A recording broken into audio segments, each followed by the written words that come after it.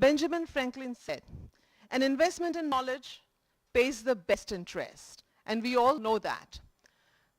2 years of time was all digital, laptop, iPad, mobile. That was the world we were in.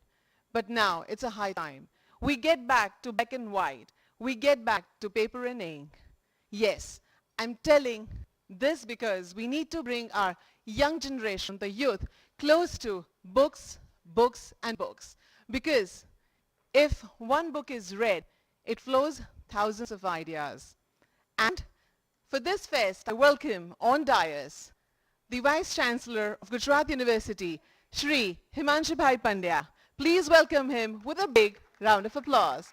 Also we have with us Shri Samiya Joshi, the writer, poet, director, actor, and who has taken Gujarati theatre and Gujarati film to a next level.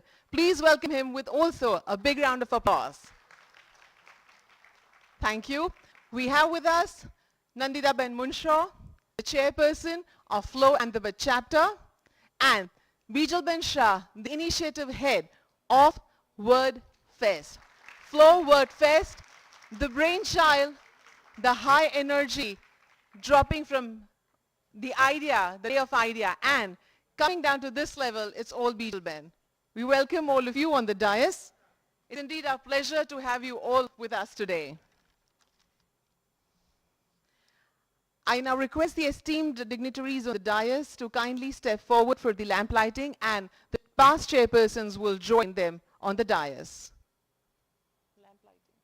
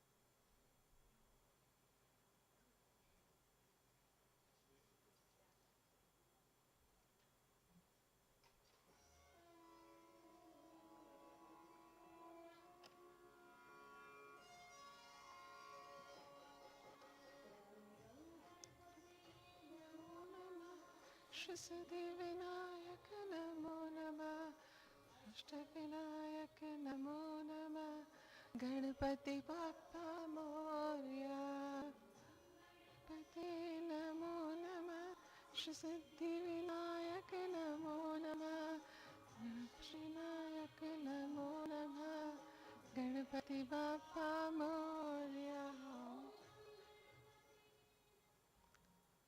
Thank you, everyone. इस समग्र सृष्टि पर ज्ञान रूपी गंगा और ईश्वरीय कृपा बनी रहे, ऐसी प्रभु को हम अभ्यर्थना करते हैं. It's indeed our pleasure to have Shri Himanshu Pandya, the VC of Gujarat University, with us. And as a matter of gesture, we would request Nanditaben to kindly welcome him with mementos, please.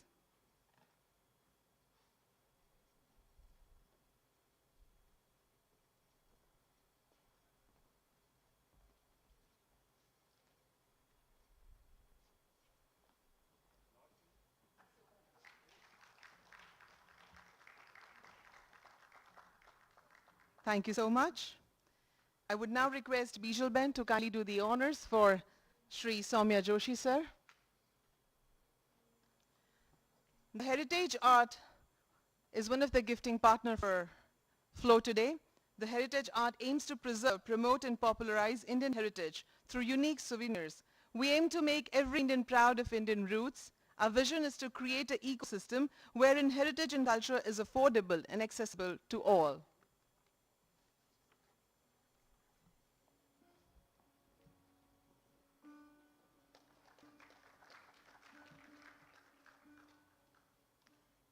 Thank you so much. Now to open the floor and mark the beginning of the 2 days event, I request Shri Nanditaben Munshaw to kindly deliver her welcome speech. Over to you, Nanditaben.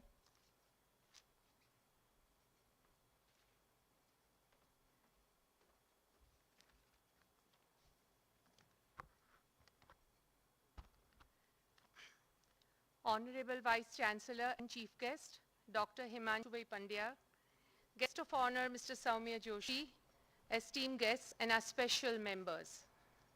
As I stand on the podium welcoming all of you, a lightness descends on my shoulder. It is consummation of my dream to hold a World Fest. It holds true for the vision of term 21-22 to create, connect, collaborate, and the power to empower. Though FLO is a women-centric organization, literature is universal.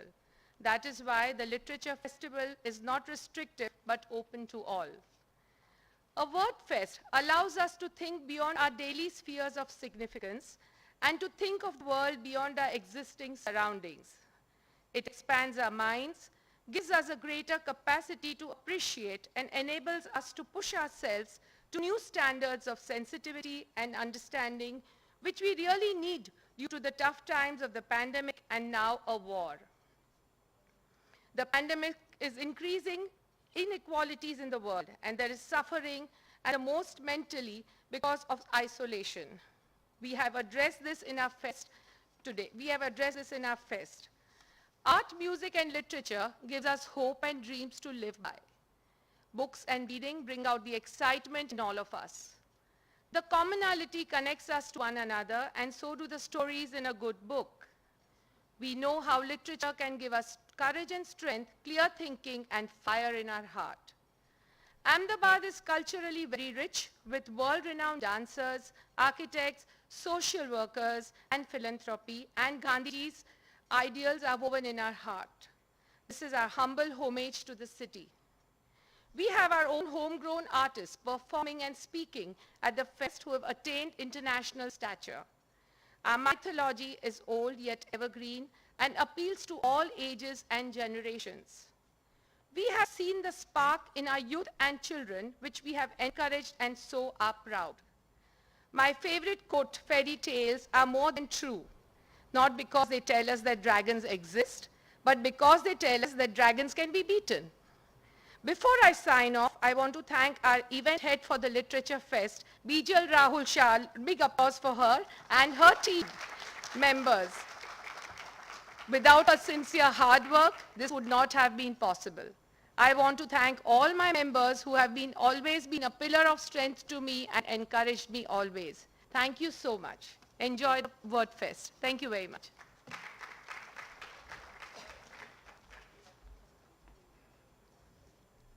Thank you very much, Nandita Ben, for those warm welcome words of yours. We appreciate them. The need was felt. The idea had to float. The hunger of knowledge had to be satisfied.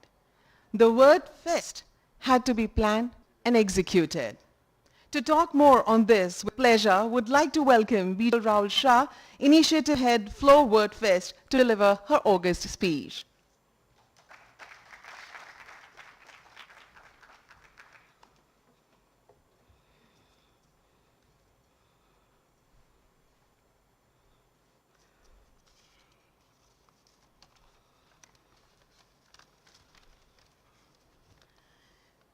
Honorable Vice Chancellor, Dr. Himanshu Pandya, our chief guest for today.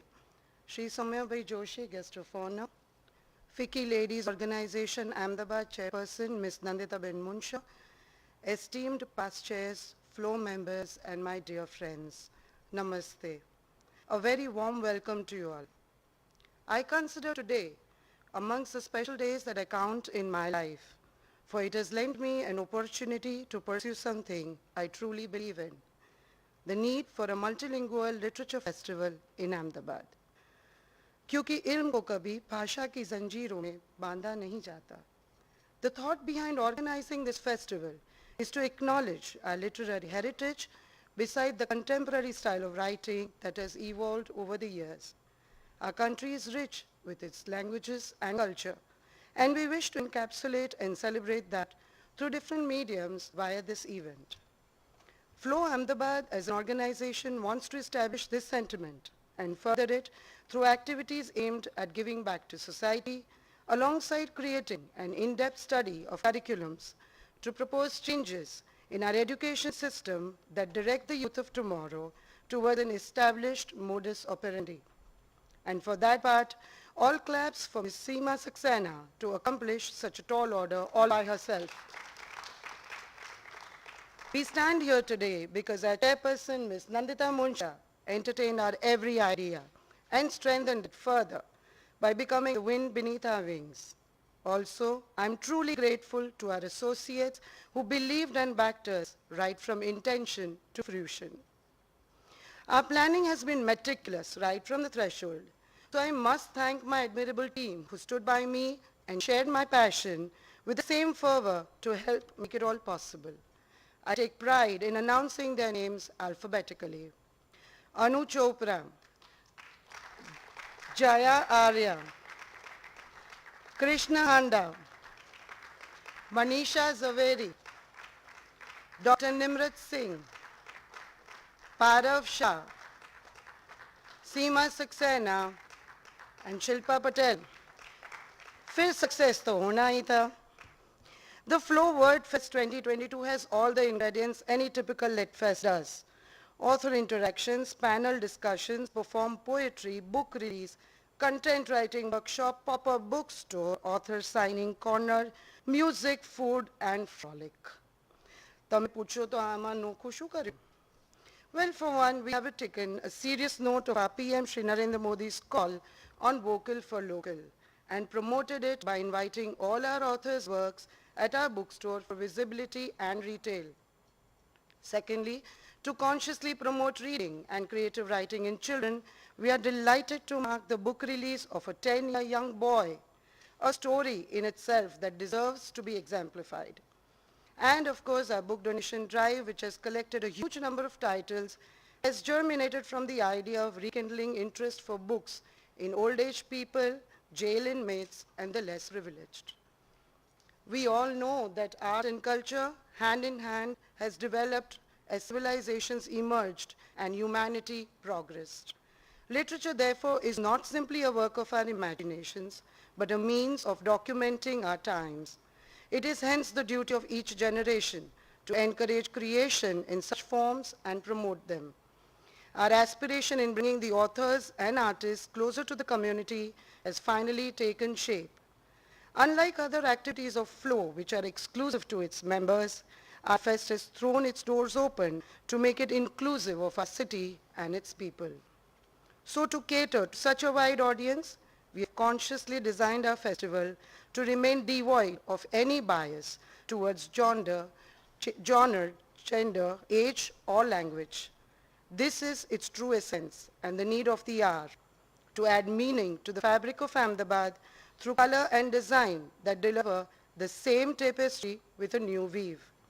I hope you all enjoy these festivities, for it's only words, and words are all I have to take your heart away. Thank you, one and all.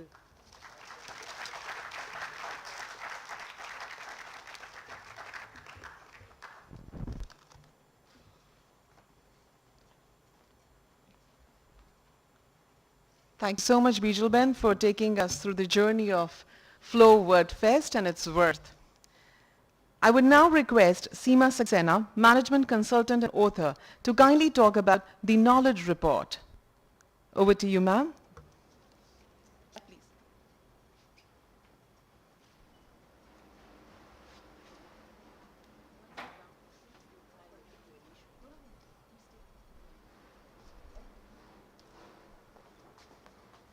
So I'll begin with a big, huge thanks from my heart to FICCI and my friends for giving me this chance. And the opportunity just came and I grabbed is how I'd like to put it.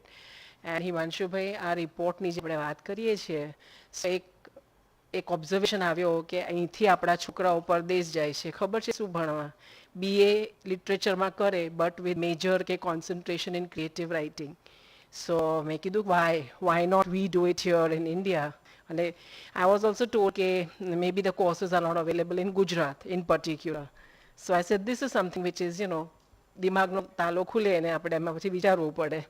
So I did some survey. મેં આપણી જે સ્ટેટની universities છે, funded ને non funded, જેમની syllabus હોય, I reviewed all the syllabus, did a deep dive study, And I found out what are the contents, and then I compared it with, some international universities. So like Oxford and, the University of Washington and so on and so forth. And it turns out that there's lots happening. There are BA in creative literature, which is given by universities abroad. Why not us? અને પછી મનમાં એવું બી ખ્યાલ આવ્યો કે how would it feel કે આપણા અમદાવાદથી કે બરોડાથી કે રાજકોટથી કે જામનગરથી, all these colleges, students who study BA, someday in our lifetime, કોઈકને પ્યુલિત્ઝર મળે award, કોઈકને નોબેલ મળે લિટરેચરમાં. Why not? એ તૈયારી ગુજરાત કેમ ન કરી શકે? So Himanshu bhai, this report is dil se for you. And I'm very happy to present it to you, but through FLO. And I'm very happy that FLO gave me a chance to do this study. It's a survey of all the syllabus, and it points to some direction where we can consider, in addition to BA in literature or honors, we can consider BA in creative writing. Thank you, Himanshu bhai. Thank you, FLO. Thank you so much, madam. And I now request, with pleasure and pride, the chief guest and the guest of honor to kindly unveil the knowledge report, which is been designed, curated, the inputs of Seema ma'am.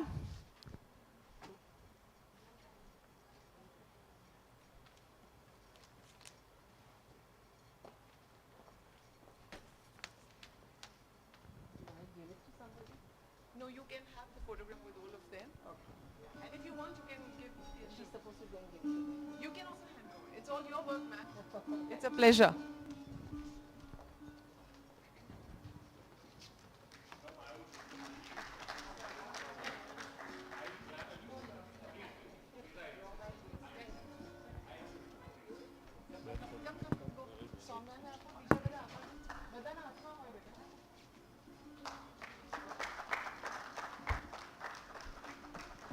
Hand it over to everyone. Hand it over. Madam ne lona apna.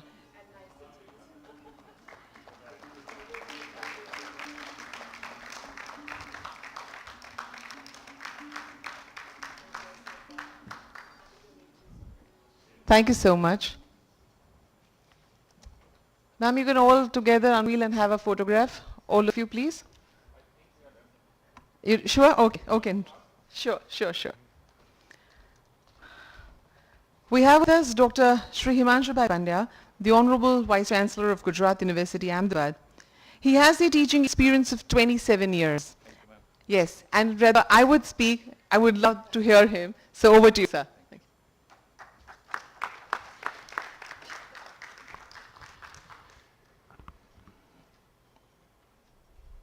ભાષાની અભિવ્યક્તિના કાર્યક્રમમાં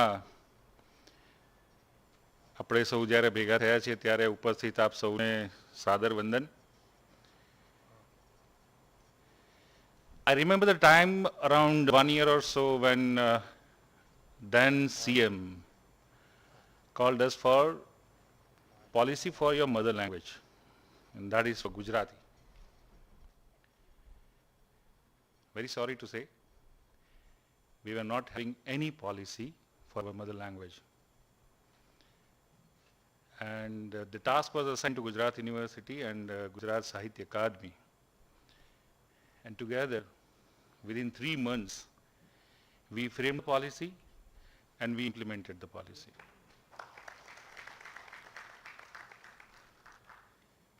I think it's a news for you people. And it happened last year. So it's not a new event.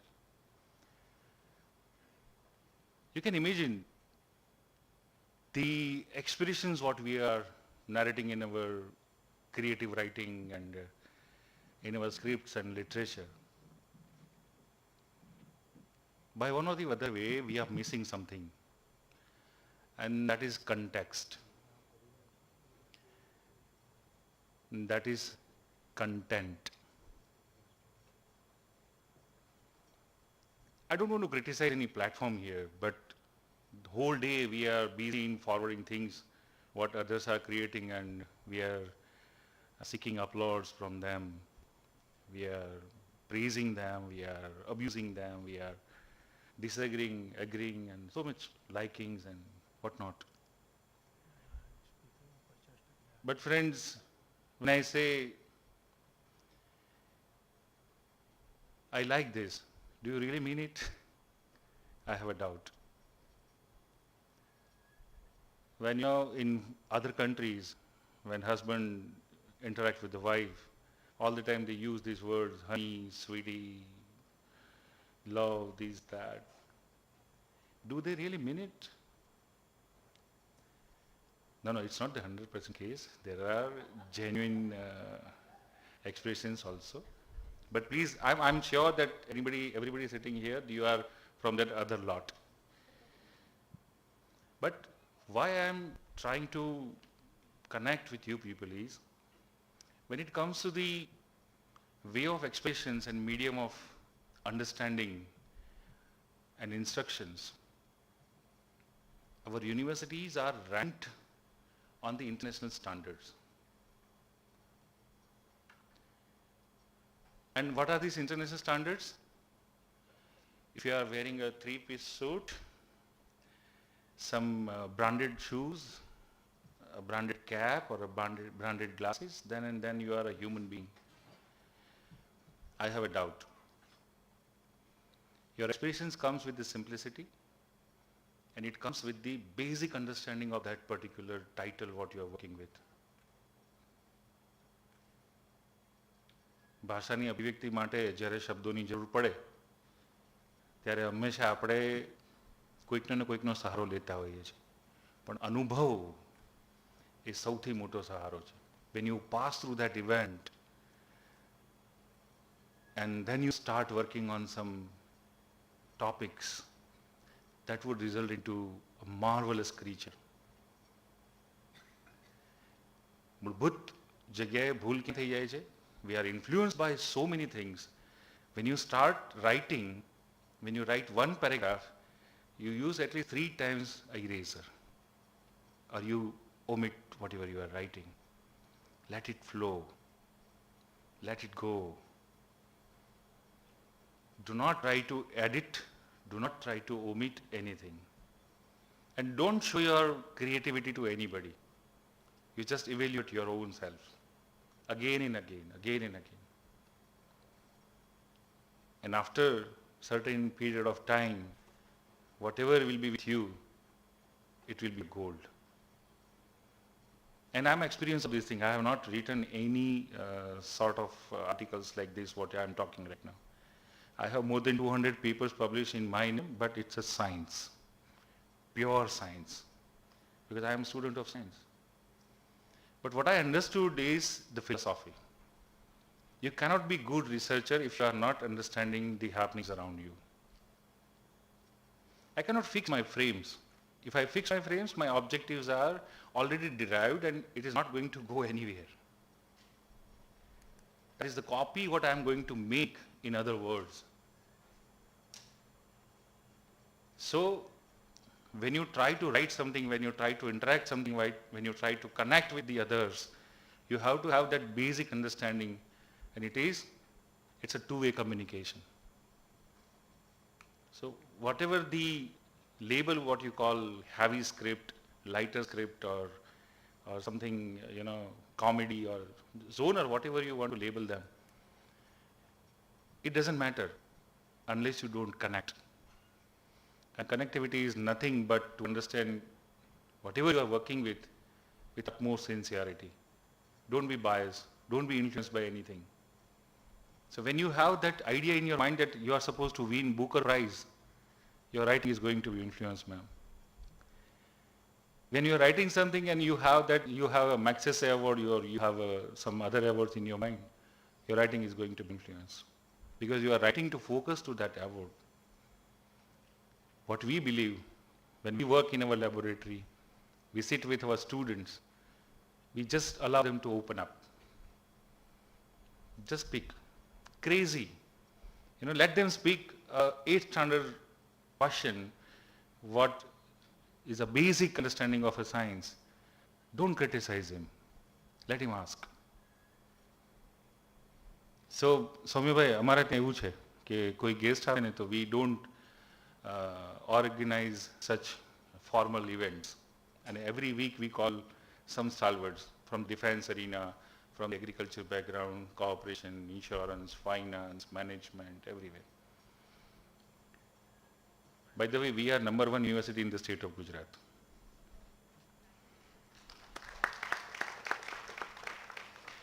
I cannot name some universities because 4-5 cameras are on and I'm speaking on mic. I don't want to advertise their names, but the universities around Nirma Circle, the universities around Vaishno Devi Circle, the universities in Gandhinagar, the universities in Baroda, universities in Rajkot, universities in Surat, everywhere. We are #1 since last 4 years. And it is ranked by National Institutional Ranking Framework. We are positioned 13th as far as the state universities are concerned. It's a big achievement by the staff and stakeholders of this university, I tell you. We have DRDO on board, in Army, Navy, Air Force. We just postponed our Defense Expo. We were official knowledge partner for the Defense Expo. Today only we got news that it is postponed. Of course, I am supposed to advertise my university. That's how I am just talking all this. But then, when it comes to the expression, what I was trying to convey you is, when it comes to the expression, you have to have that basic understanding around the issues.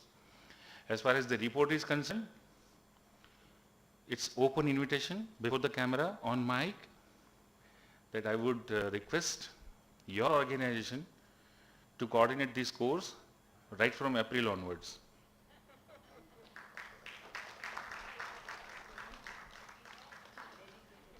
You're most welcome, and you can start admissions in April onwards, next month. It's that simple. Because we are a university, and to coin a new course or to go with the new endowment, we don't need to wait for any sanction. Being a university, we can do anything. It's that simple, madam. So your hard work has resulted into a new course. And in the #1 university of the state. Right. So when it comes to the expression, you need to have your own mother language, your own understanding, because Dr. APJ Abdul Kalam always used to say that you dream in your own language. And then you try to, come across so many experiences, a team, and then you develop something.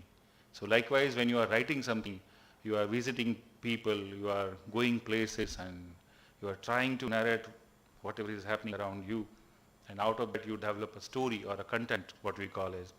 But sorry to say, if you read the newspaper, if you watch the television, the content is something which is at stake today.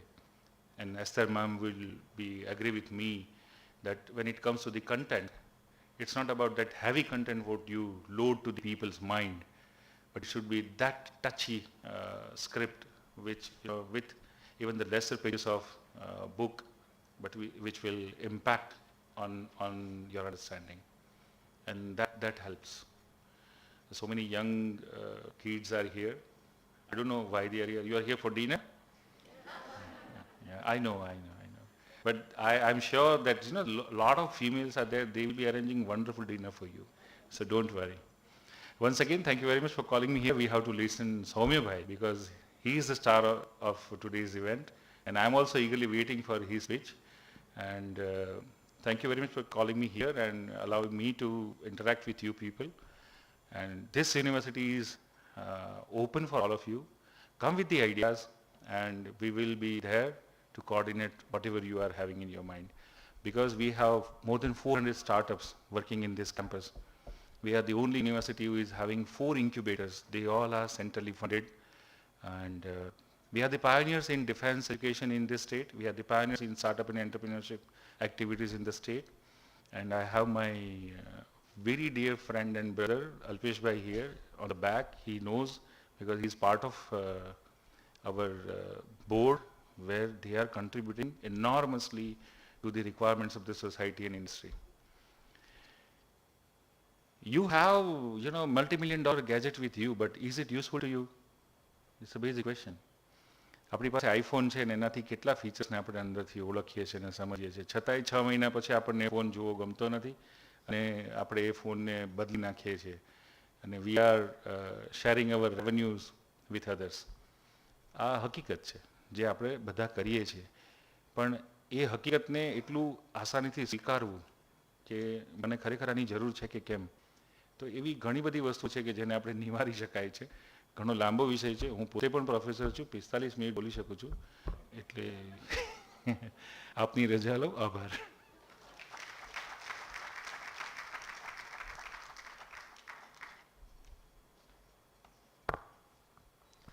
Thank you so much, sir, for that insightful speech of yours. We appreciate it. Gujarat, Gujarati. માટીની સાથે આપણે સૌ જોડાયેલા છીએ અને જ્યારે ગુજરાતનું કે ગુજરાતીનું સ્તર લેવલ ઉપર જાય ત્યારે આપણને એક અનેરો આનંદ મળે છે અને અહીંયા એક એવી વ્યક્તિ બેઠી છે કે જેને આમાં અભૂતપૂર્વ કામ કર્યું છે. Entertainment is what we love. It is the basic need when we are getting bored with a routine life. Why do we don't understand Tamil or Telugu, most of us, but still we love those movies. We see some connection. But do we see that connection with our own Gujarati movies or theatres or plays? No. Why? The content which we needed, that had to be urbanized a bit, and that has been done by Sri Samiya Joshi. 102 Not Out, the wonderful film, its dialogues. Hellaro, Navratri 2 વર્ષથી થઈ નથી, પણ ક્યાંક એ song વાગતું હોય ને તો પણ આપણે એકવાર તો તાળીની થાપ દઈ દઈએ છીએ. The lyrics of that movie, the songs, the beautiful songs which won national award, the movie, and lots of even એને લિરિક્સ માટે પણ મળ્યા અને બહુ બધા માટે એને અવોર્ડ્સ મળ્યા છે હેલારોને. Plus his play, I haven't seen it. My friends are acting in that play, particularly પાડાની Pol. 250 episodes એના થઈ ગયા છે, એટલે shows એના 250 shows, it's not a small thing. આપણે એક પિક્ચરને આપણે 3 વાર જ જોઈ શકીએ છીએ, પણ વિચારો 250 વારે ભજવું, which is commendable, sir. That's only because of its content. And it's pleasure to have Sri Samiya Joshi to talk about this beautiful word fest, which is just meaning everything in itself, because words, knowledge is what word fest is. So please welcome you to share your views, your insights on this August occasion. Thank you.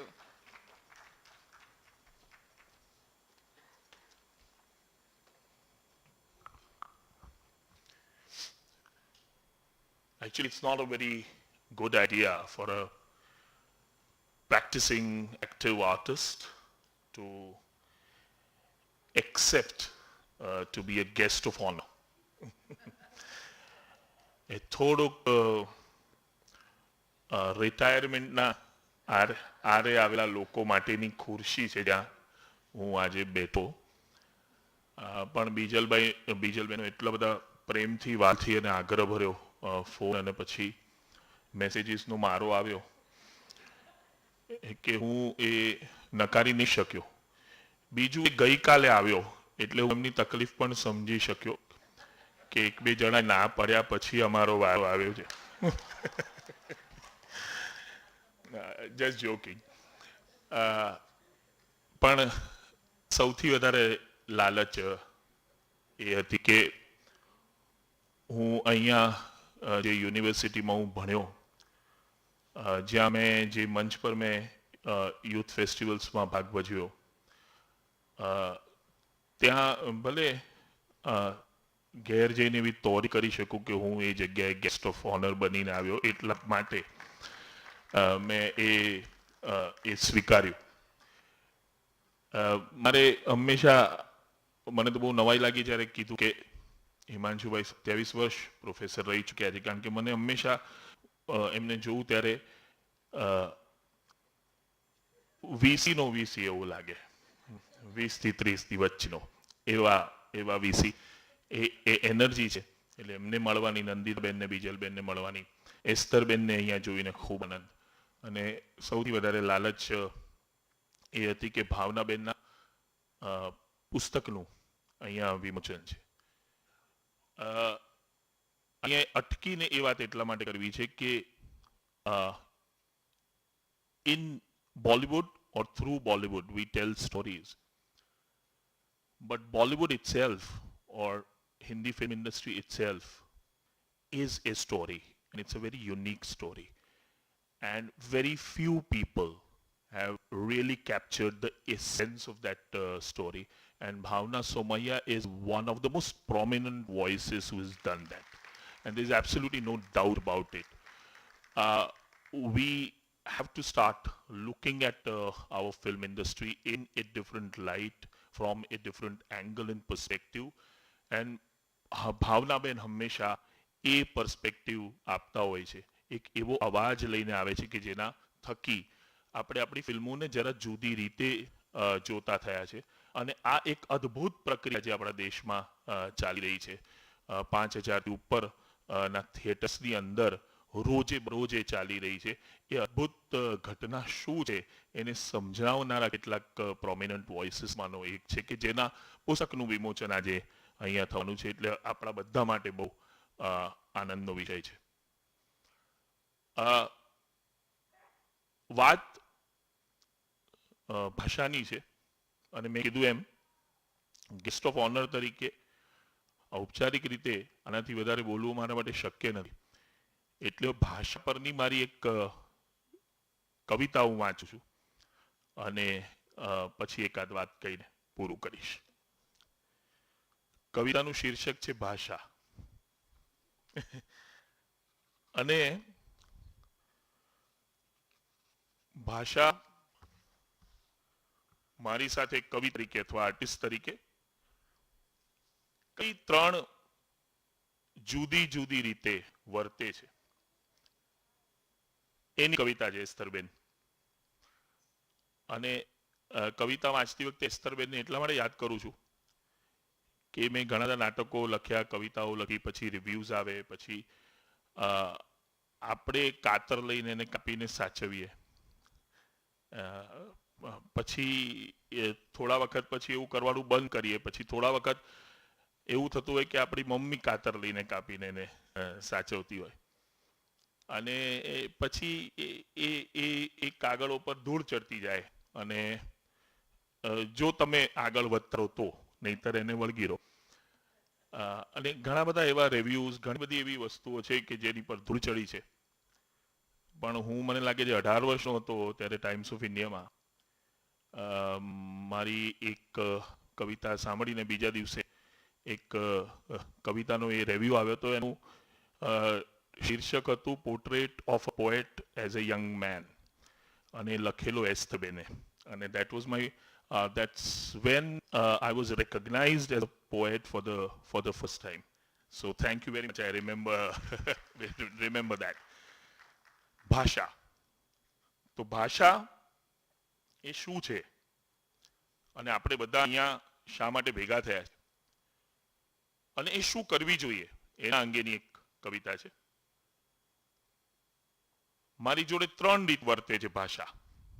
અને હિમાંશુભાઈએ કીધું કે માતૃભાષા શું છે, તો જે ભાષામાં તમે સ્વપ્ન જોવો છો એ છે તમારી માતૃભાષા. મારા જેવા થોડા એંગ્રી આર્ટિસ્ટ એમાં એક વસ્તુ ઉમેરી કે જે ભાષામાં તમે ગાળ બોલો છો એ તમારી માતૃભાષા. અને એ ભાષા એ શું કરવી જોઈએ અને કેવી રીતે અલગ અલગ પરિસ્થિતિમાં મારી સાથે વર્તે છે એની કવિતા કે ક્યારેક હું ધીમા તાપે સીજવા ચડ્યો હું ત્યારે મેળેથી લાવેલા ઝાંઝરની રૂમઝૂમ વધારતી ઉરકવા માંડે બધા બાકીના કામ. બહારના દરવાજા સામે પડતી અંદરની બારી ખોલીને આંકડી ભરાવીને કાયમી કરી આપે હવાની અવરજવર. અંદરની મજૂસ યાદ કરીને એમાંથી કાંસાના પવાલા કાઢે બાપ દાદા વખતના ને પછી એમાં ભરી આપે આજ સવારના કુવાનું પાણી.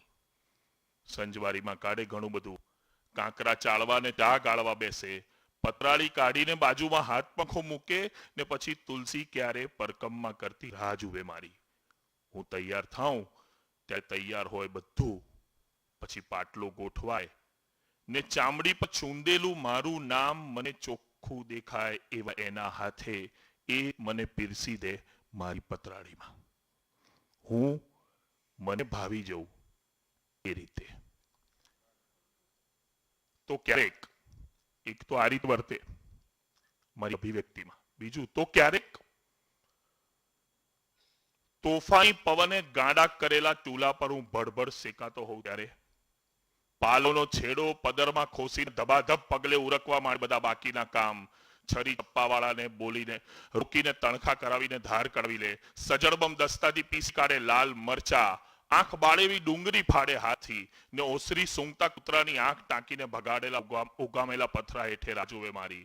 હું તૈયાર થઉં એટલે મને ચૂલેથી ઉતારે, બારી ખોલે ને એમાંથી બહાર નીકાળે મારી વાળ. હું સહેજ ઠંડો પડું ને ગામ સહેજ બફાઈ જાય એ રીતે.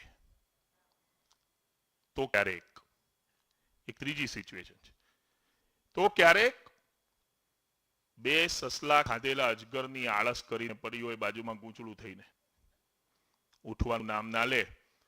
હું બહુ ઢંઢોળું તો બગાસું ખાઈને બોલે, તારી બંધ મિલ માટે સાયરન નહીં વગાડું ભાઈ. અત્યારે તું નથી સીંચતો કે નથી શેકાતો, કશું સળગ્યું નથી ક્યાંય. પેટ્યાની હાલત કે પેટાવાની ધગશ, એના વગરના તારા અમથા નખરા પાછળ વૈતરા નહીં કરું. સુવા દે, અત્યારે કામ નહીં આવું. આ મારી સાડીમાં ભરાવેલા વજનદાર જોડામાં ભરાવેલી સહસ્ર ચાવીઓમાં ખાલી ઘરના તાળા માટે એકે નથી, એકે નહીં.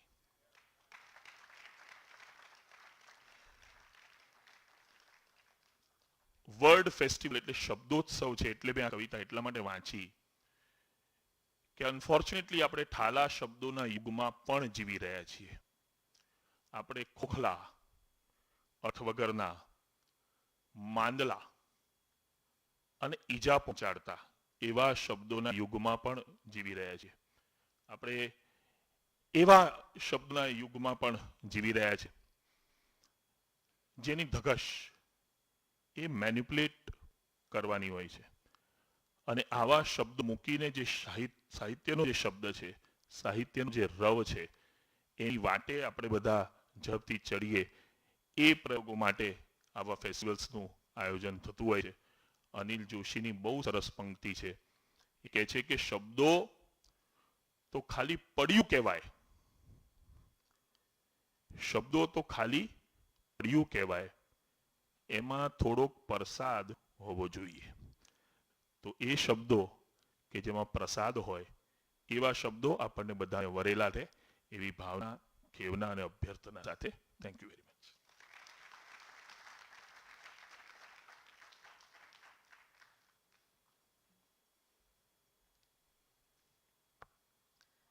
Thank you so much, સમયભાઈ. શબ્દોની આટી ઘૂંટીને આટલી સરળતાથી સમજાવવા, કહેવા અને અમારા હૃદય સુધી પહોંચાડવા માટે ખૂબ ખૂબ આભાર.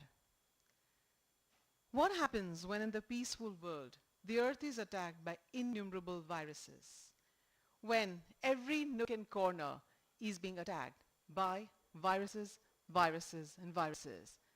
Here, everywhere, and at every place, the viruses were there. At that time, the heroes of earth must prepare themselves for battle and loss. They must live through 7 battles. In his debut novel, author Kahan Patel Vadodara takes you through his world of imagination, wonder, and amazement. Yes, when we were scared what is going to be next happening in our life because of viruses, this little young man, I would say definitely young man, because his brain worked for that matter to write about his imagination, his amazement about what is going to happen, what heroes are going to help save the world from these deadly viruses. Please welcome Kahan Patel Vadodara for unveiling his wonderful book, Virai STEM. Please, Kahan, you're welcome here.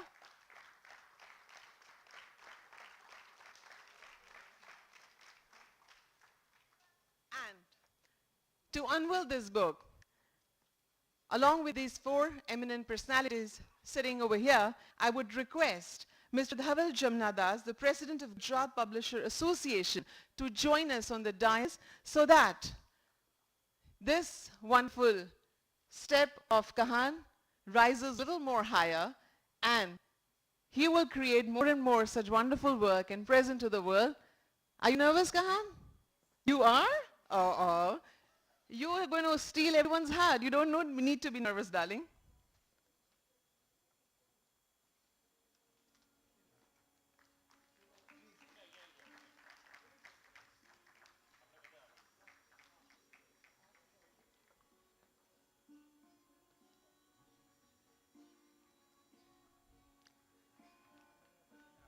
Do grab the copy of this book when the final trickle of war dust clears. Will they succeed and prevail, or will they fail to see another day? The suspense still is there, and you will know about it only after you read this wonderful book.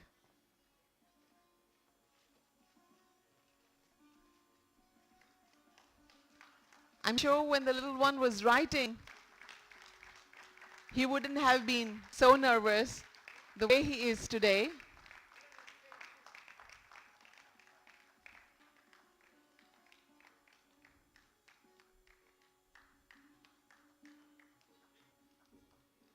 We are happy that he wrote this book when the little boys and girls were busy in playing games because of the online education. At that time, he wrote this book. He created this wonderful creation.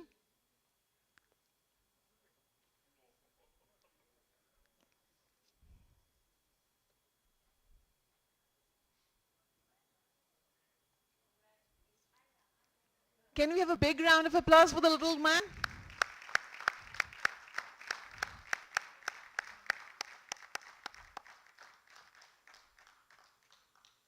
Thank you. Thank you everyone for doing the honors.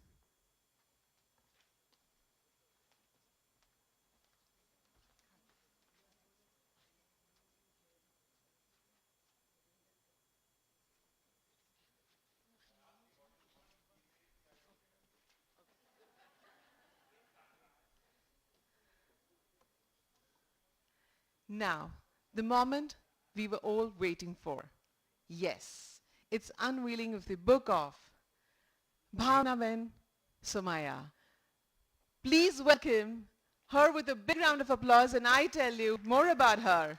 A film critic, columnist for The Hindu, pioneer, The Hindustan Times, BBC, etc. Has written biographies of Hema Malini and Amitabh Bachchan. Student of JNU Manipal University, use her books as reference. She has served an advisory panel of CBFC and also with FTI Pune. She is the entertainment editor at 92.7 Big FM radio channel. Letters to Mother, English translation of the Prime Minister Shri's Sakshi Bhav is Somaya's 17th book and 18th endeavor. It is indeed a pleasure and privilege, my honor, to be over here on the dais when this book is unveiled, because Bhavna Ben was conferred with Padma Shri in 2017, an honorary doctorate by Jagran Lake City University in 2021.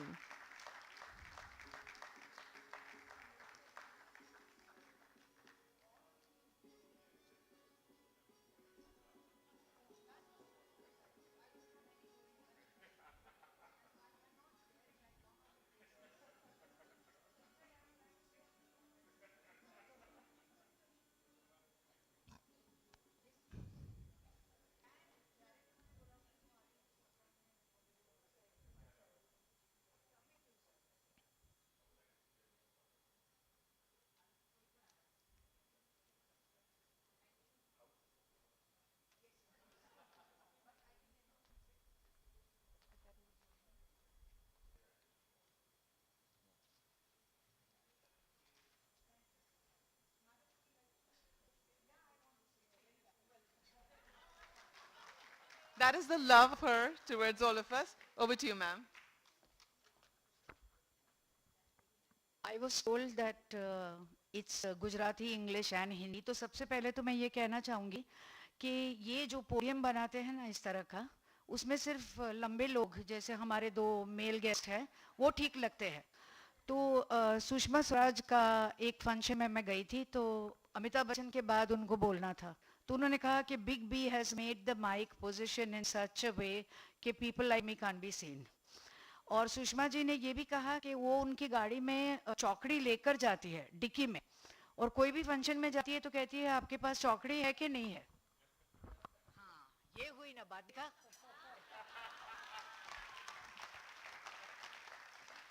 तो जहां भी सुषमा जी जाती है तो कहती है कि आप लोग के पास चौकड़ी है, नहीं है तो मेरी गाड़ी की डिक्की से लेकर आइए। और बाद में वो स्पीच करती है because she says eye contact is very essential. That was one.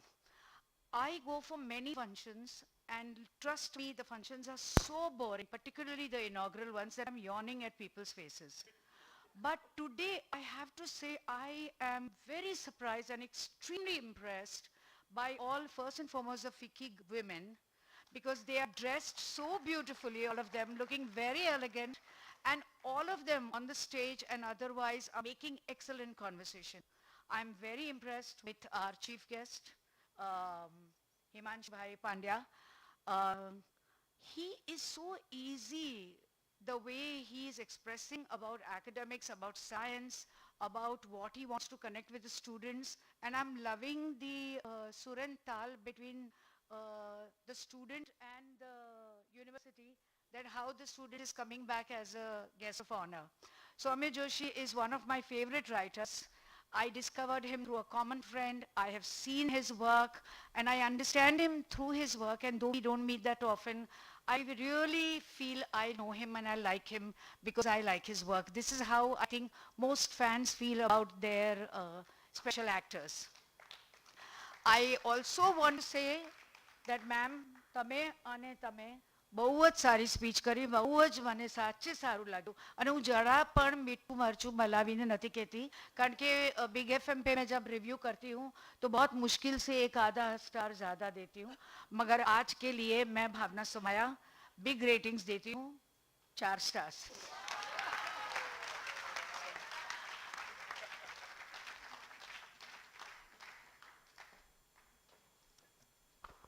First of all, congratulations, ladies, for those 4 stars.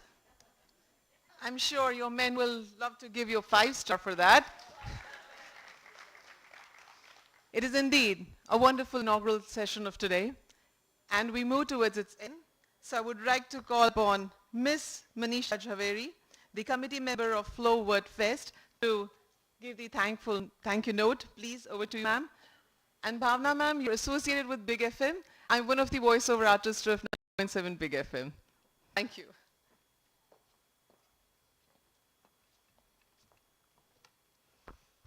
Hello everybody. I have a speech in English. Just a vote of thanks for everybody.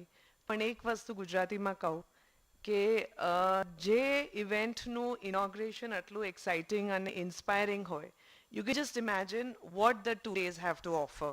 I'm so excited. I'm a part of the committee, but I'm so excited to see what everybody has put together. So with that, thank you so much, Manniya Chief Guest,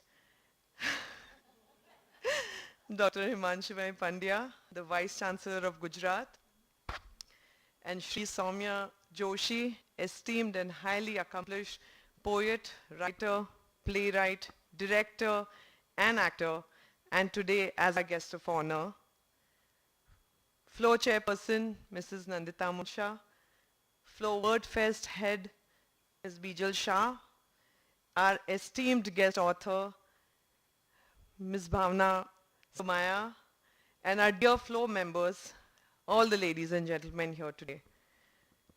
A few months ago, when COVID was looming large above us, we decided to take a leap of faith and host a physical word fest. In the time when everything was going virtual, it was a leap of faith. It is then when Dr. Himanshu Pandya lent us his support and offered to open the doors of this beautiful and historical campus to host the event. We cannot thank you enough for this and for all your support in making it possible. A big thank you to our Word Fest head, Ms. Bijal Shah, for all the hard work, effort, sleepless nights and endless WhatsApp messages on putting this event and executing it uh, brilliantly. The entire team of WordFest, if I can quickly have everyone on the stage for once before we begin. Ms. Jaya Arya, Seema Saxena, Shilpa Patel, Nimrat Singh, Krishna Handa, Anu Chopra, Parav Shah, and yours truly, Manisha Zaveri. 3 cheers to all of us for making this WordFest a reality.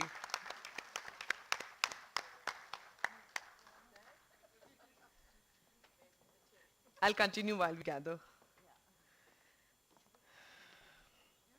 A very big thank you to our dear and beloved and extremely admired chairperson, Mrs. Nandita Munsha, for leading this initiative from the front as always, and being a leader that trusts, inspires, encourages, and above all, empowers.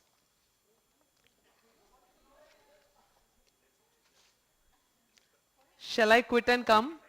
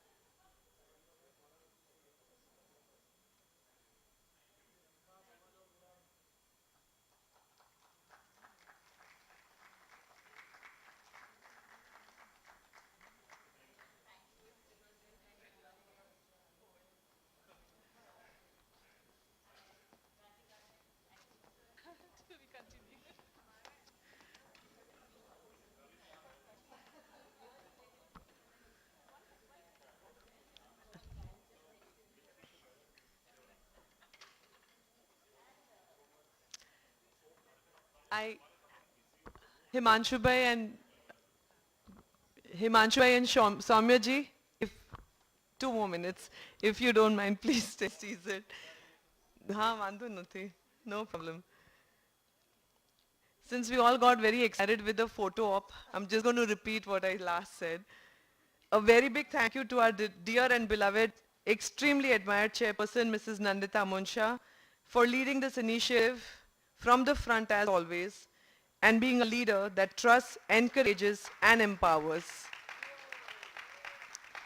Last but not the least, thank you to all the authors, speakers, literary experts, and moderators for taking the time and being a part of this festival to celebrate the incredible versatility of words. This vote of thanks would not be complete without words of appreciation for Ms. Seema Saxena.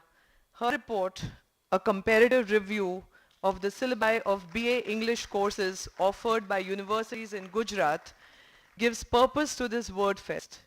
And I'm sure that this first step will pave way for changes in our education system so that we may produce more authors, writers, and poets from Gujarat. A big thank you to all our sponsors, especially our FLO members who have sponsored. Ms. Preeti Todi of CanPack, Ms. Jaya Arya of EduTest Solutions, Ms. Krishna Handa of Core Group, Ms. Ruchi Ajit Sarya of Rameshwar, and Mr. Jakshay Shah of Savvy Infrastructures for his sponsorship. Thank you also to our members, Ms. Dipali Bhatt and Ms. Riva Goyal for help with the logistics. Thank you to our gifting partners, Sonal Shah of Rashi Creations, Purva Damani of 079 Stories, and Ruchi Dalwani of The Heritage Art, for sponsoring gifts and mementos to our guests and speakers depicting the art, culture and heritage of Apnu Ahmedabad. Thank you to Maitri Jhaveri of Wagh Bakri for that one cutting chai that we always need. And to Tina Mehta of Ava for being the thirst quenchers of this word fest. A warm welcome and thank you to all for your support and presence.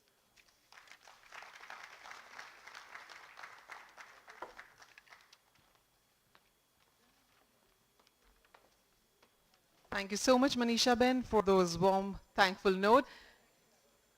And thank you, PC sir, Samiya sir, for being the guest of honor and the chief guest. It's indeed a pleasure to have you with us.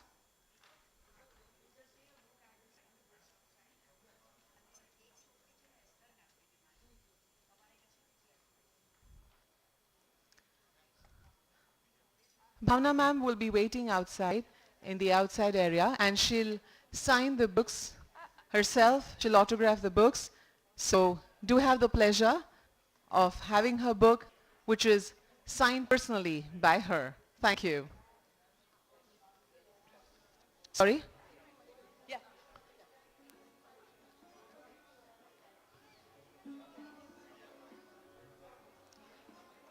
We just wait for 2 minutes and then we move forward for our one-on-one session. So you get back soon after a quick talk, chit-chat with your loved ones and known ones. Thank you.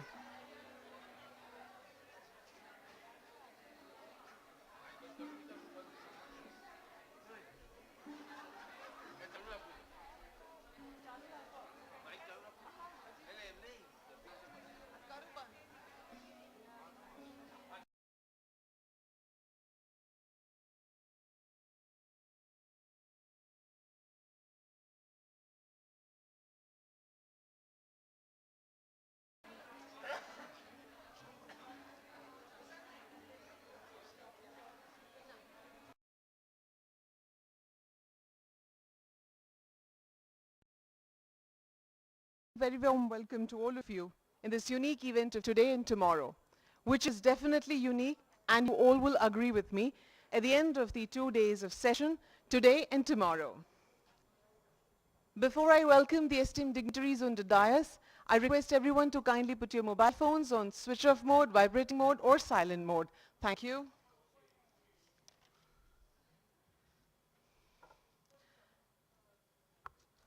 Benjamin Franklin said, an investment in knowledge pays the best interest. And we all know that.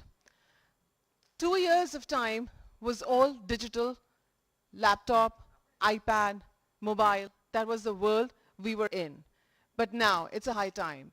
We get back to black and white. We get back to paper and ink. Yes, I'm telling this because we need to bring our young generation, the youth, close to books, books and books.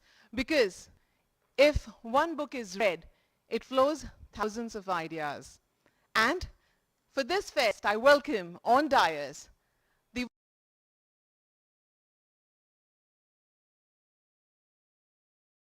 the high energy dropping from the idea, the day of idea, and coming down to this level, it's all Bijal Ben.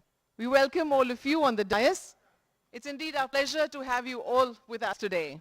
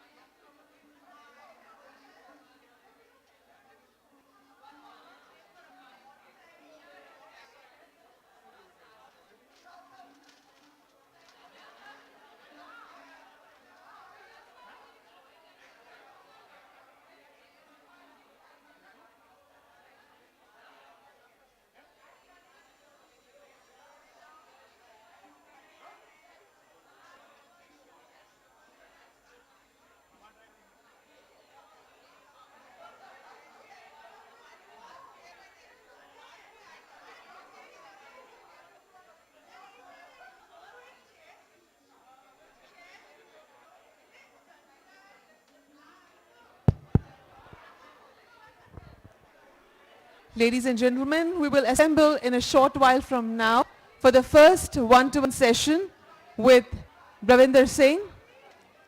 So I kindly request everyone to assemble as fast as you can. And those ladies and gentlemen who are outside, you can ask them to take up their seats in the auditorium. Thank you.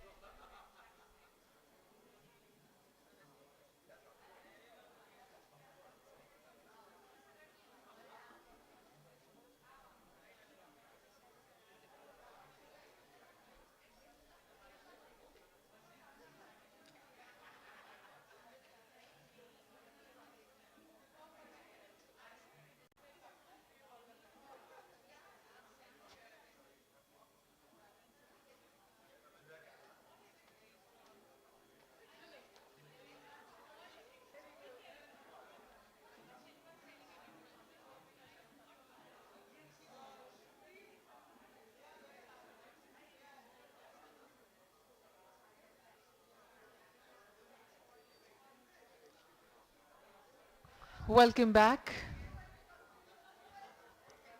I take the privilege to welcome you all once again. And now we begin with our one-to-one session. We have some eminent speakers for today's evening and tomorrow, and we would like to hear from them more than having our socializing. So I would request everyone to kindly settle down as fast as you can, because we begin in just 50 seconds from now. Thank you.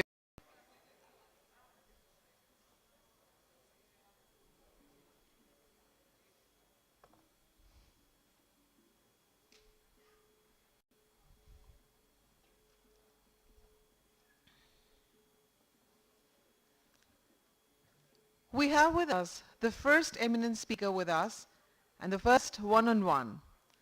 To introduce the speaker and the name, I would like to welcome and introduce the moderator, Shalvi Jakshay Shah. Shalvi is a writer, editor and translator based in New York City and Ahmedabad. She graduated with a joint MFA in Fiction and Literary Translation from Columbia University. Her work has appeared in Epiphany magazine, Columbia, the Daisy Books platforms, Times of India, etc. Currently, she is engaged with a novel and an anthology of stories translated from Gujarati.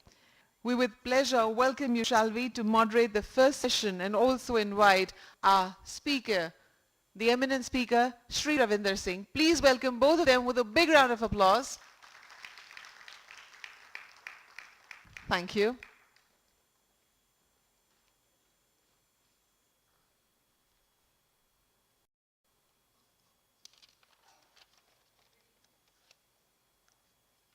Shall I help you? Please. Hi everyone, good evening. Thank you so much for attending this wonderfully curated and organized Word Fest by FICCI. Thank you so much to Bijal Aunty and Nandita Aunty for helping me through all of this. I'm so excited to have Ravinder Singh on stage with us. He needs very little introduction, but I'll give a long one. Ravinder Singh is an eminent author and has his own content platform called Black Ink Books. He's written 6 books and crowdsourced 4 others. And he has over, I think, hundreds of thousands of followers on Instagram with a big following from the youth of today. So everyone, I'd like you to give a big round of applause to Ravinder Singh. Truly, we couldn't have had a better person to guide this discussion about digital content with us today. Because I'm assuming he knows practically everything there is to know about how the youth consumes media, especially the written word these days. And in that vein, welcome on stage. I wanted to speak with you first and foremost about your experience starting a platform for digital content creation, and if you could talk to us about your best practices to draw, retain, engage audiences while you're doing that. Hi everyone. Best practices. I've never thought of it from that lens, that what are the best practices. I think what comes to me naturally is that I have to do something which is very organic. And why? Because I will be able to sustain it. If I start creating something which requires too much of effort and doesn't come naturally out of me,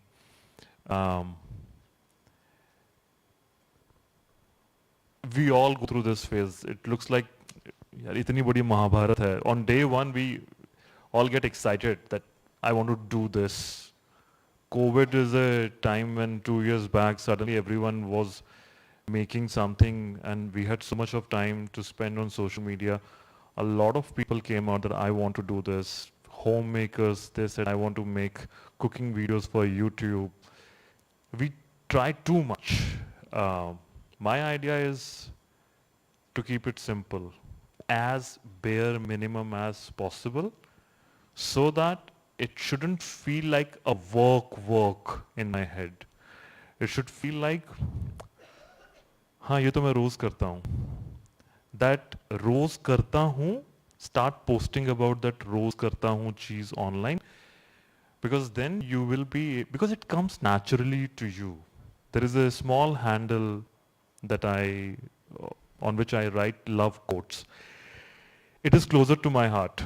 Why? Because I was coming to Ahmedabad, and yesterday, for me to make content, all I need is paper and pen and a phone.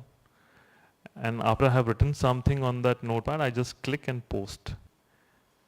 I knowingly do this, and I love that handle because on the go, I'm writing a quote in flight and posting it. Even though the handle is small, I believe more in it. It's like not too much of tam jam. What happens to us when we want to, let's understand the very genesis of it, why we think that ye mujhe bhi karna chahiye, because we are influenced by seeing somebody else. The moment we see, that YouTuber, acha wo YouTube se paise kama raha hai, he's earning lakhs from, I want to be like him.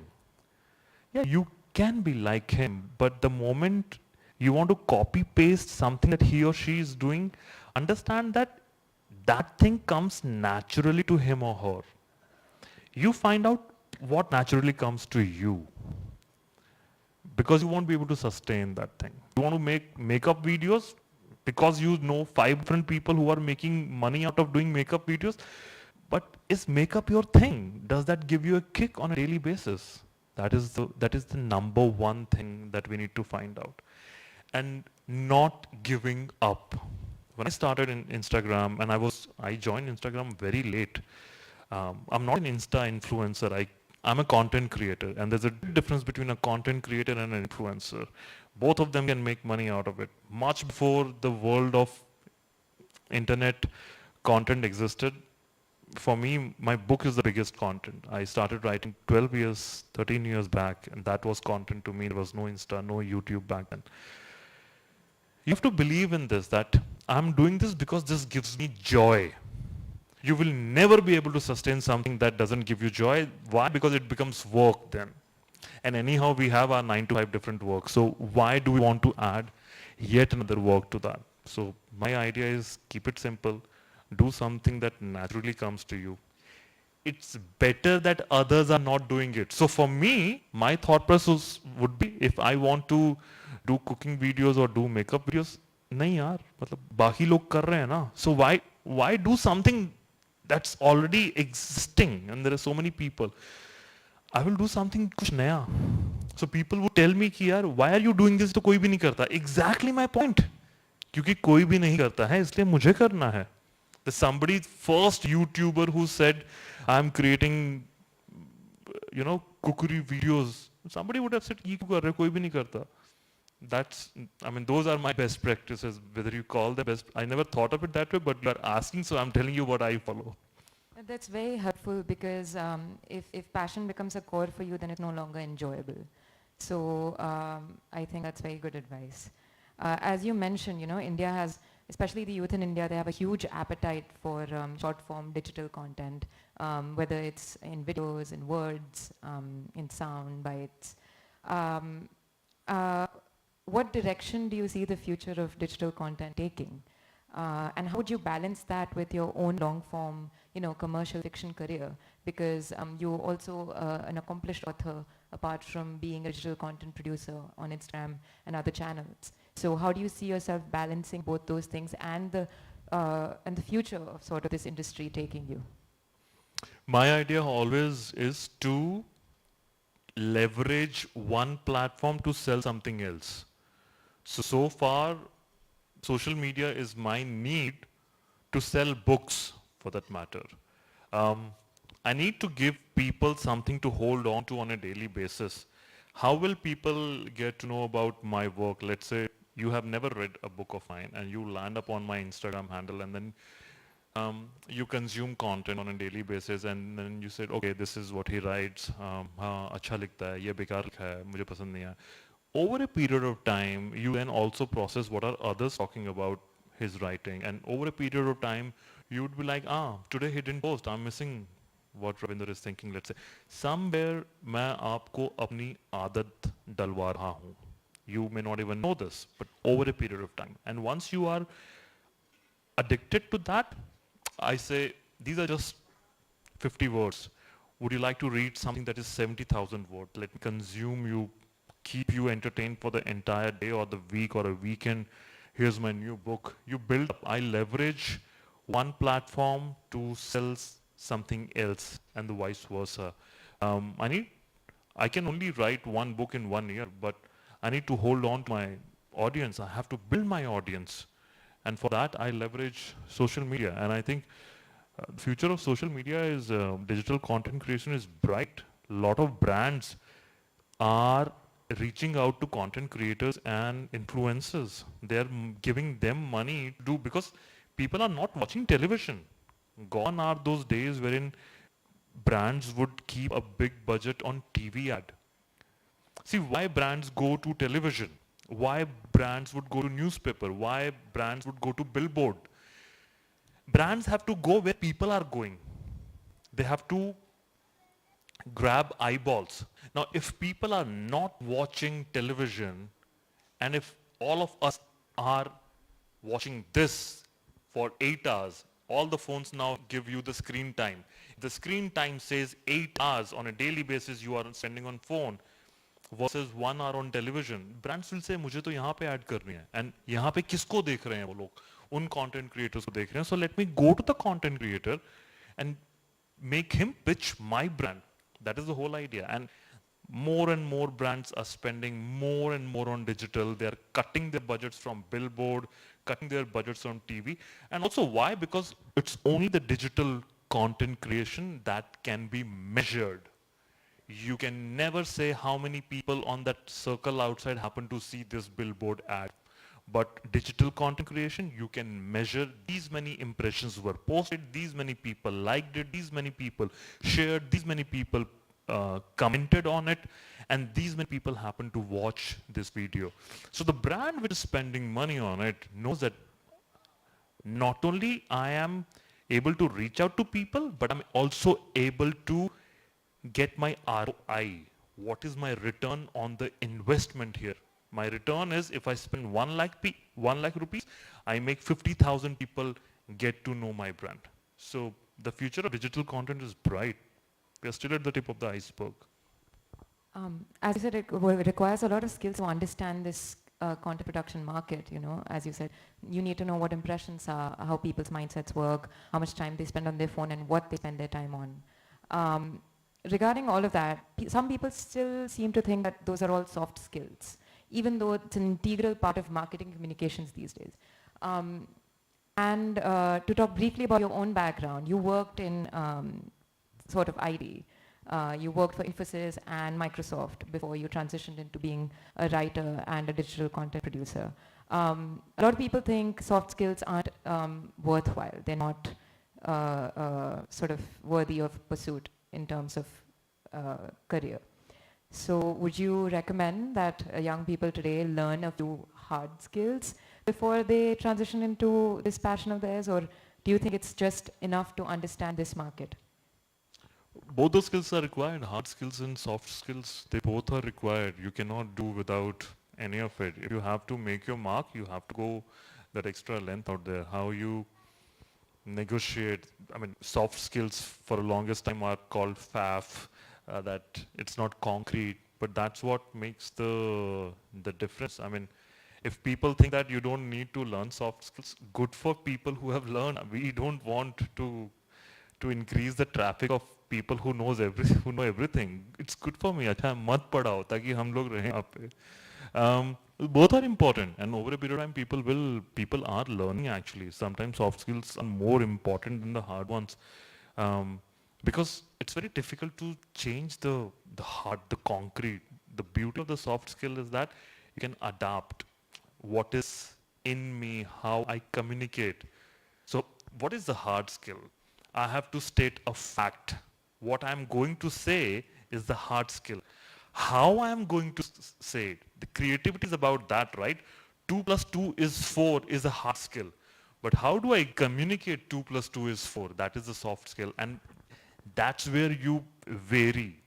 That is your creativity. That's where you create your own USP. Achha, when Ravinder says this, he actually sings and talks about 2 plus 2, 4. Somebody else is actually making a rhyme on it. Somebody else treats it as a puzzle. That's where you differentiate yourself. Otherwise, physics and geographies of the world are stating the same, right? It's only the soft skill that actually makes a difference, which is why do we, um, I was having this conversation with somebody who said, why do you even want to learn this creativity thing? And we are moving from an era wherein parents wanted their kids to become doctors and engineers. It was all about hard skill, hard skill, hard skill. Even if you go to IITs and IIMs of the world, who are these people who you follow on Instagram or YouTube, or who are the celebrities? They're all about soft skills. They're all about something else. They're all about cricket, Bollywood, singers, authors, influencers. All the people who got their education and are following hard skills are actually following people who have soft skills and want to become like them. End of the day, that's the power of soft skill, that even if you have read and understood and learned hard skill, you still thrive for that soft skill even more. And how do you use those, soft skills to attract like a wider range of audiences, not just young people, but you have a following amongst like older people and very young people as well. So how do you, I don't want to put a number to it, but like your 5 mantras to sort of engage a wider audience? It somehow doesn't work that attracting audience, if the goal is that I want to attract audience, it doesn't work that way. I think what works is, am I creating something that people can relate to? If people can relate with what I am posting, do they see themselves in me? Only when people relate is when they talk about it, they share. There is something in it, either you learn something new, that is one thing, that's education. But if I am writing, and I'm a writer, if they happen to find themselves in my book, they have to come back and tell me, I write romance, and they tell me this is the kind of love that is missing in my life. This is the kind of love that I want in my life. This is the exact issue on which my boyfriend and I fought. This is how I feel heartbroken, because you somehow are able to convey exact emotion that I'm going through. They're able to relate. My idea is that I want to create content, and I do create content which people can relate with. I'm not writing a fiction which is unfolding. I'm not writing about the Prince Charming on a dark horse or a damsel in distress, because I don't know who these people are. I don't know what the life of a prince is. I know the life of the boy next door. I write his love story. I know what is the challenge going on in a current love story. I write about it, and then they feel ये तो मेरी कहानी है. The moment you feel like ये तो मेरी कहानी है is what I want to achieve. That is, my job is done.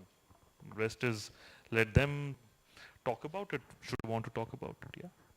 So would you advise, people going into their own venture to follow their passions, but do it with what they know instead of trying to create obstacles? Yeah. Create what you know. If you want to create something that you don't know, first learn that thing, and only once you are comfortable, you go ahead and do that. And yet I'm saying that exceptions are always there. Nobody can say that, oh, but I tried something that I didn't know or wasn't even willing to, but I was able to. Yes, you will be. Exceptions are always there. But I'm talking about largely what works. Did you notice a lack of what you wanted to create or what you were interested in, which is what led you to create your own publishing venture, independent publishing venture, Black Ink? Tell us a little bit more about how you came to create that. This is year 2013, yeah. I was working with Microsoft, and I had written my third novel. And a lot of first-time authors, debut authors were reaching out to me, and then they were telling me that I have been exploited by so-and-so publishing house.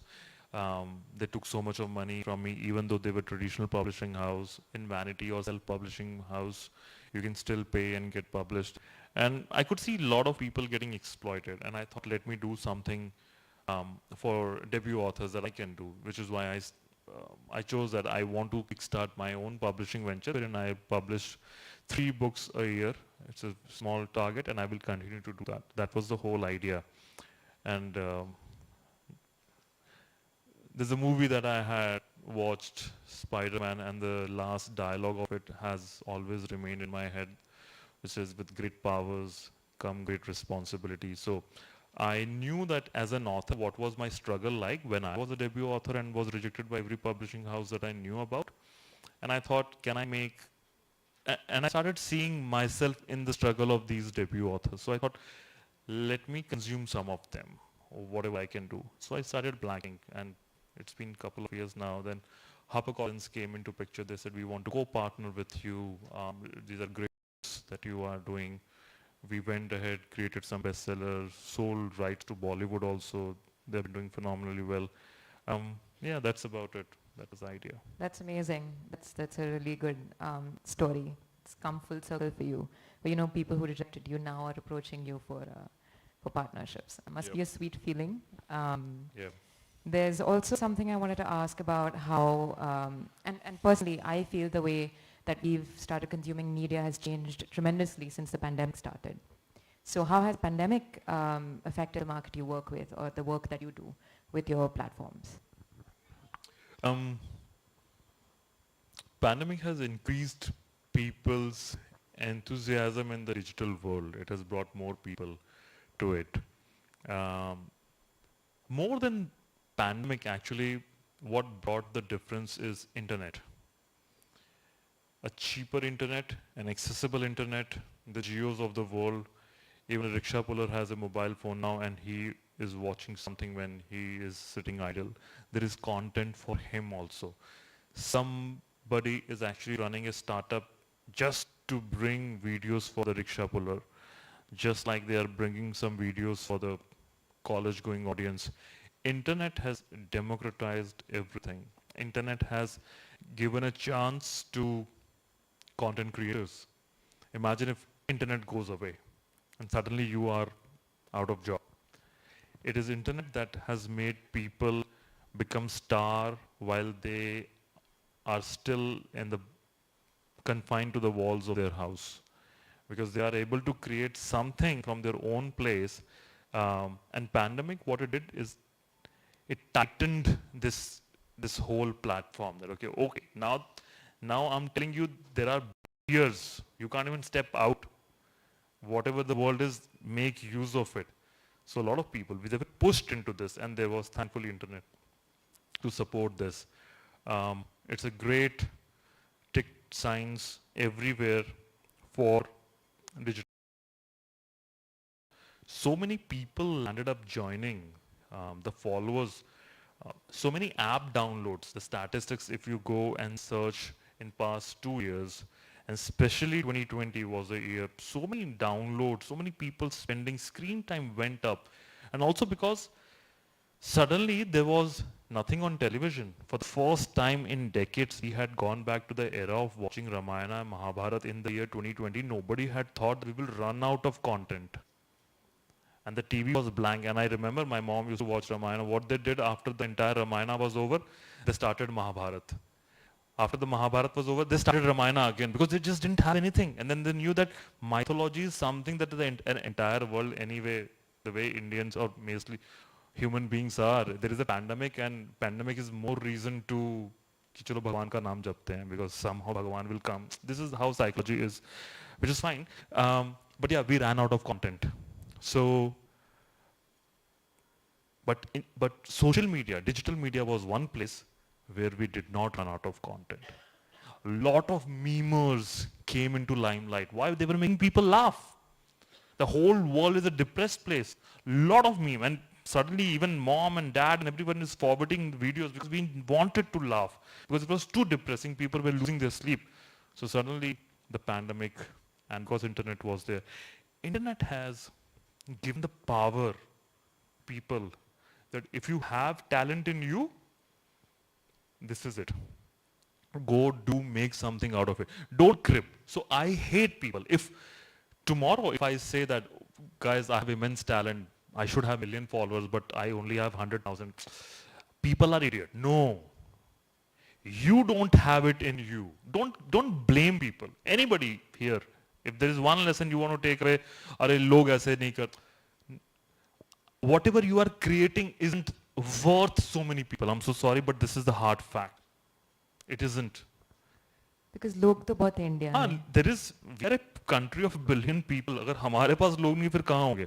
So, so the demand is there.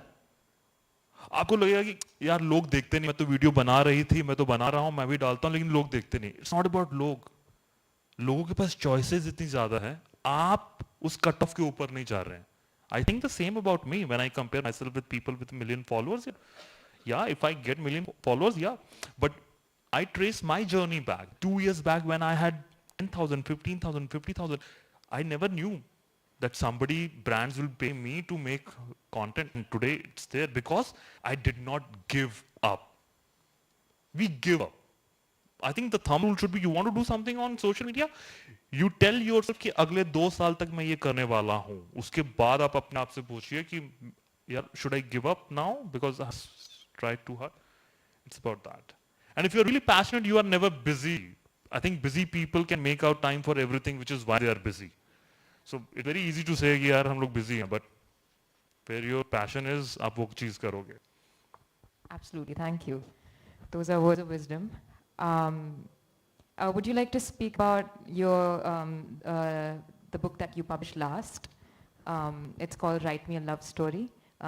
If you could tell us what inspired you to write it, how the idea came about in your head, and what your expectations were of the manuscript that you were creating. Sure. So, Write Me a Love Story has been my passion project as an author. I write romance. I've been in industry for 12 years. I always wanted to write a book which is based out of a publishing house. I wanted it to be a love story of a romance author. And the beauty of the story is that it's 100% set in a publishing house. It's a story of a romance author falling in love with the editor of this book while they're working on a love story. So there's a love story inside love story. And because I felt that I know too much about publishing house, I have lived there, been there, done that. I always wanted to write a book which is wherein I describe a kiss happening in a publishing house, because publishing house I have seen Penguin and HarperCollins of the world inside out. It has to be a paper town and books falling down. Every time I walked into a publishing, I always had this, एक दिन यहाँ पे एक love story बनूंगा. Amid all these covers and papers and printers and inks, I had something in it. So I started visualizing कि मेरी वो editor कैसी होगी, in my mind versus, so all of it, I wanted to paint it down. So the book starts with the publishing house. It's a literature festival. Yeah, it's a making of a love story. And it is my first erotica that I wrote. For a long time, I was thinking to myself, what new genres should I try? And romance, it felt like a very natural extension to romance that I write. And the reviews have been great so far, so I'm very happy. Right now we are talking about almost done closing the deal with one of the top 3 OTTs for Write Me a Love Story. Web series should be done. Congratulations. Thank you, thank you. But more than, I take charm in books more than the web series, I think, because the moment the web series is out there, it takes away the charm. I mean, it then becomes, acha, it's about this guy and this girl. When you're reading a book, it somehow becomes, you position yourself into the shoes of the protagonist. So you feel that it is happening to me. So I think there is an intimate affair when we read a book, and especially when it comes to romance. So Write Me a Love Story was also voted as the most popular fiction of 2021 on Amazon last year. Amazon does that every December. Thank you. So Amazon every year, on the basis of sales and reviews and star ratings, towards December during Christmas time, they announce a long list of 5 different books in different categories and then ask people to vote, and it was voted out there. So I'm happier for that than the web series deal which is about to happen. But yeah, that's Write Me a Love Story for you. So publishing is kind of closer to your heart than any other success that comes to you. Yeah, writing and publishing is closer because it is intangible. everyone has a different imagination of the same story. But once you have watched it, you know this is definite, it can't change. So in my mind, that's the beauty, that if you are reading it, you would interpret in a different way. And if there is a sentence which would be like, and I held her hand and she felt goosebumps, there's a different interpretation of that. But in a movie, or the moment you add visual to it, in my head, it takes away something rather than adding something to it. Reading is watching a movie in your head in which you are that very protagonist. So a movie takes away you as the protagonist and says you are not the protagonist. Deepika is kissing Ranveer Singh out there, and it's not you kissing. That's about it. I completely agree. When I see films that are based on books, I feel like they're just showing the tip of the iceberg, and the 90% of the mass that's underwater, it's not. It is also depicted. important Yeah. to make movies. It is also important. But what I'm trying to emphasize on the fact is that reading has an amazing charm. Majority of people don't read, they watch. So I want to tell them that you have deprived yourself. The beauty is, let me read the book first, have an imagination, and then see how the director interpreted it and showed me, and then I'm going to compare. You know, that is the whole beauty. I was चीज के double interest लो ना, rather than only one interest. So that's about it. And not to dampen the mood about publishing and books and your love of books a little bit, but a lot of publishing houses, especially independent ones, not the big ones, we've been facing troubles recently. For example, because of monopolies like Amazon, a lot of bookstores and publishing houses are shutting down. The most recent example is Westland, which published a lot of important, timely, and knowledge-laden books about the times that we live in. So ebooks are great, but the feeling of having an actual book in your hand, personally, nothing can beat it. So where do you see the future of trade publishing, print publishing going?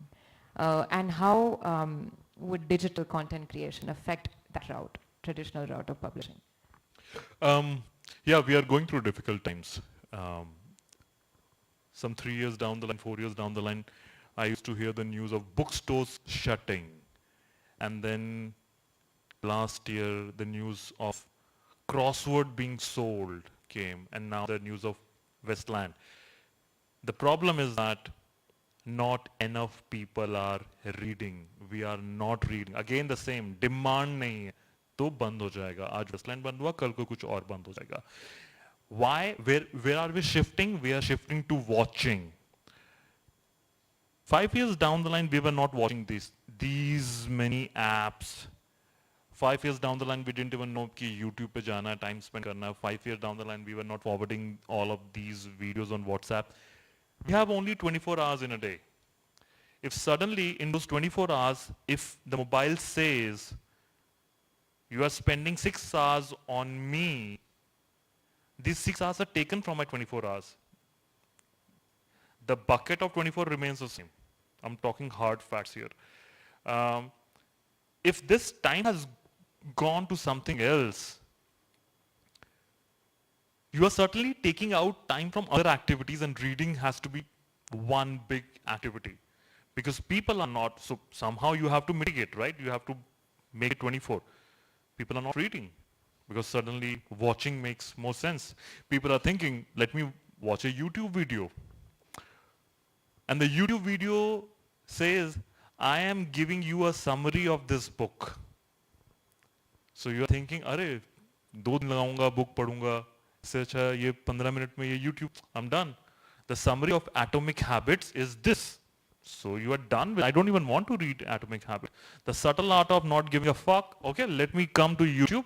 Somebody has done that.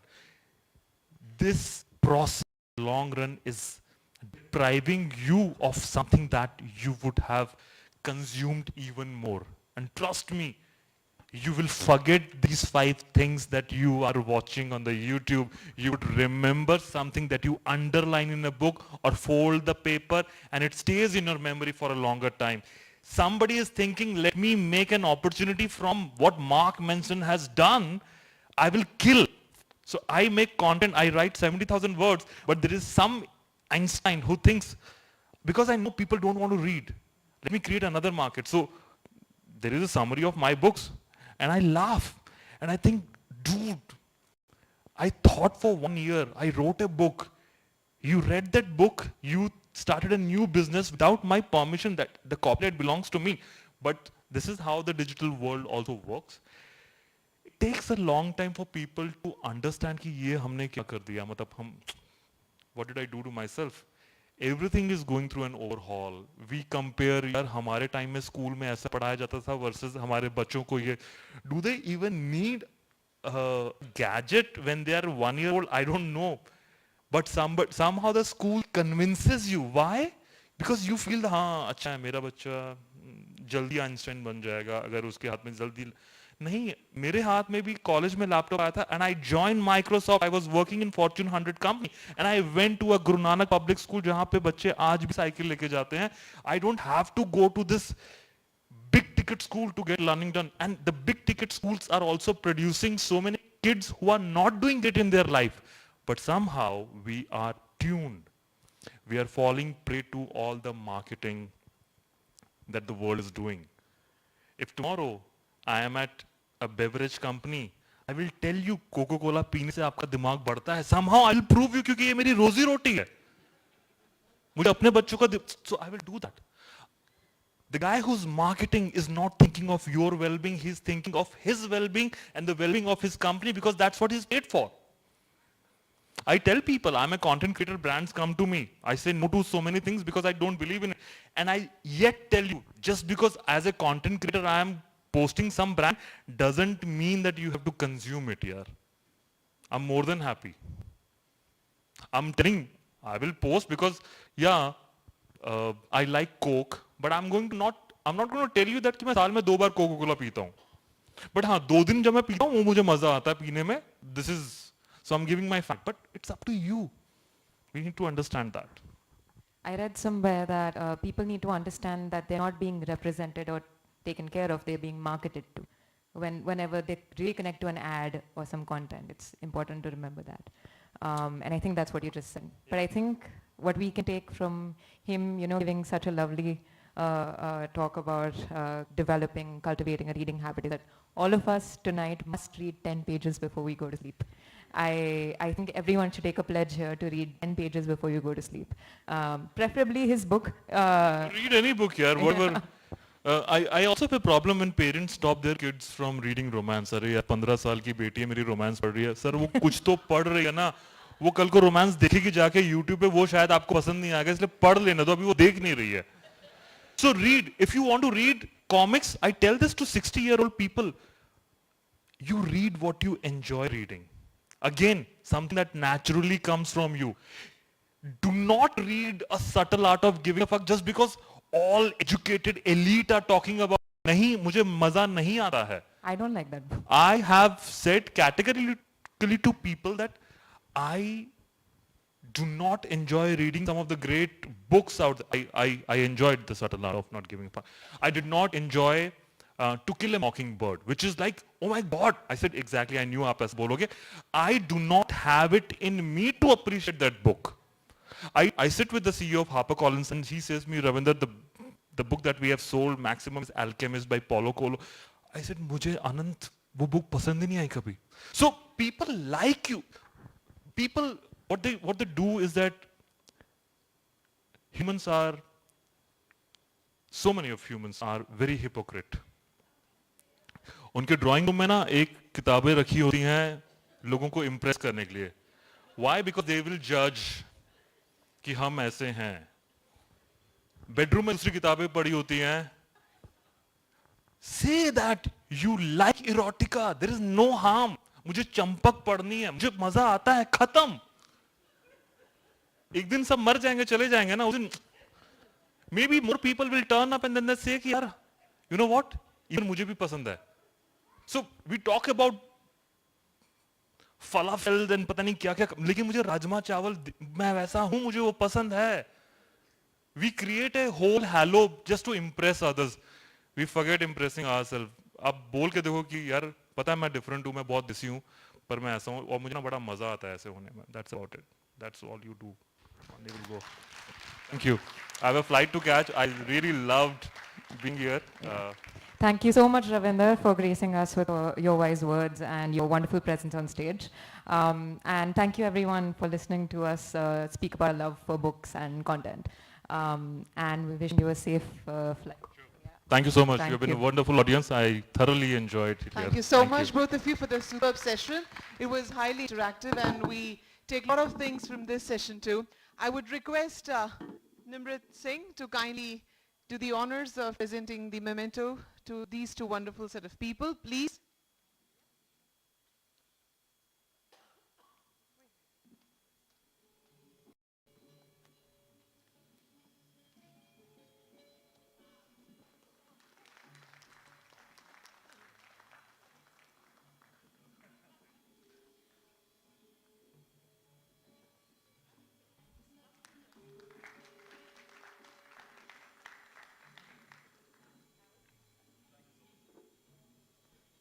Thank you once again, and it was wonderful having you over here.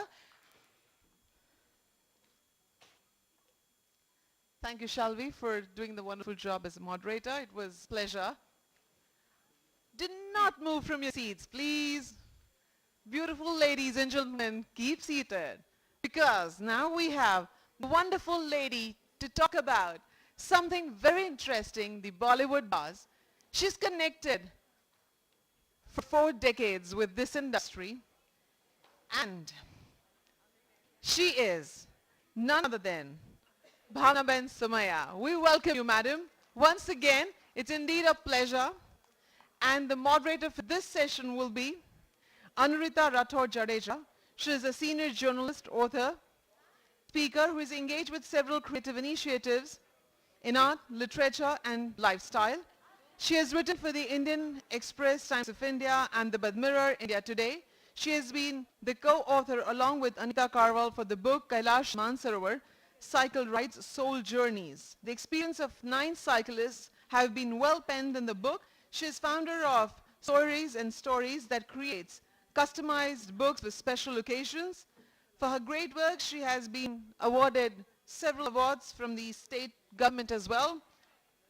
And I have the pleasure to welcome her and madam, and to have the wonderful learning, I'm sure, going to be from this session as well. So, both the wonderful and beautiful ladies, please welcome.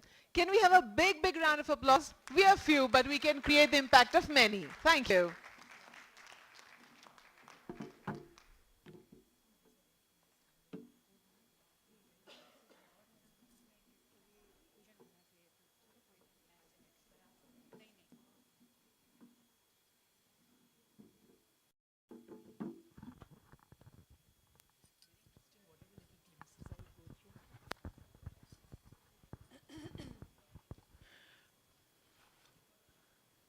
Good evening, everyone present here. I think an hour is going to be less, very honestly, for a topic that is so interesting. Bhavna Somaya, we don't need to know more about, we don't have to Google this name. We all have, many of us here in this room, we've grown up listening and, about the stories that she has written about.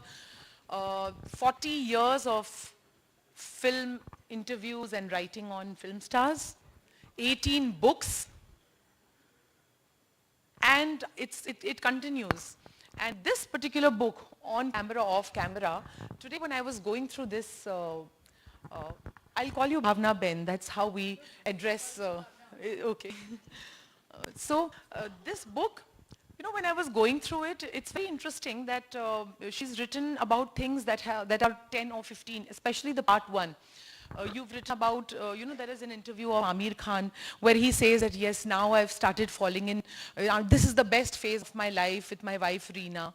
Or Sridevi, you've asked her about getting married, and she says that, yes, my expectations from life and life partner are not much. All I want is a good caring heart. Mahesh Bhatt says that his younger daughter, who now we know went through depression and all of that phase. So he says that, the best part for me when I went to some island to write was that she would write to me, and those were very loving notes. Now what I felt, Bhavna, was that after we've known so many stories more about these people, to go back in time 20 years, 25 years and read about all this, it still is so interesting. So I can imagine what's there in your head. 40 years of stories. Tell me, how has it all been and how did it really begin?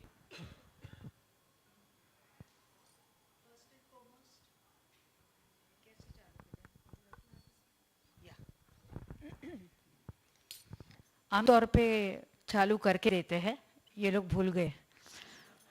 और ये कुर्सी बहुत uncomfortable है, किसी और ने आपको बताया नहीं, मैं बता रही हूँ, फिक्की की बहुत तारीफ की थी। When the base is very broad, then short people can't fit into it. So you have to sit at the edge of the seat. So next time you all are calling anybody, first try the seat. That is it making you comfortable or not? Even she's sitting at the edge of the seat. नहीं नहीं, ऐसे कोई कड़वाहट नहीं है, प्यार से बोल रही हूँ। हाँ।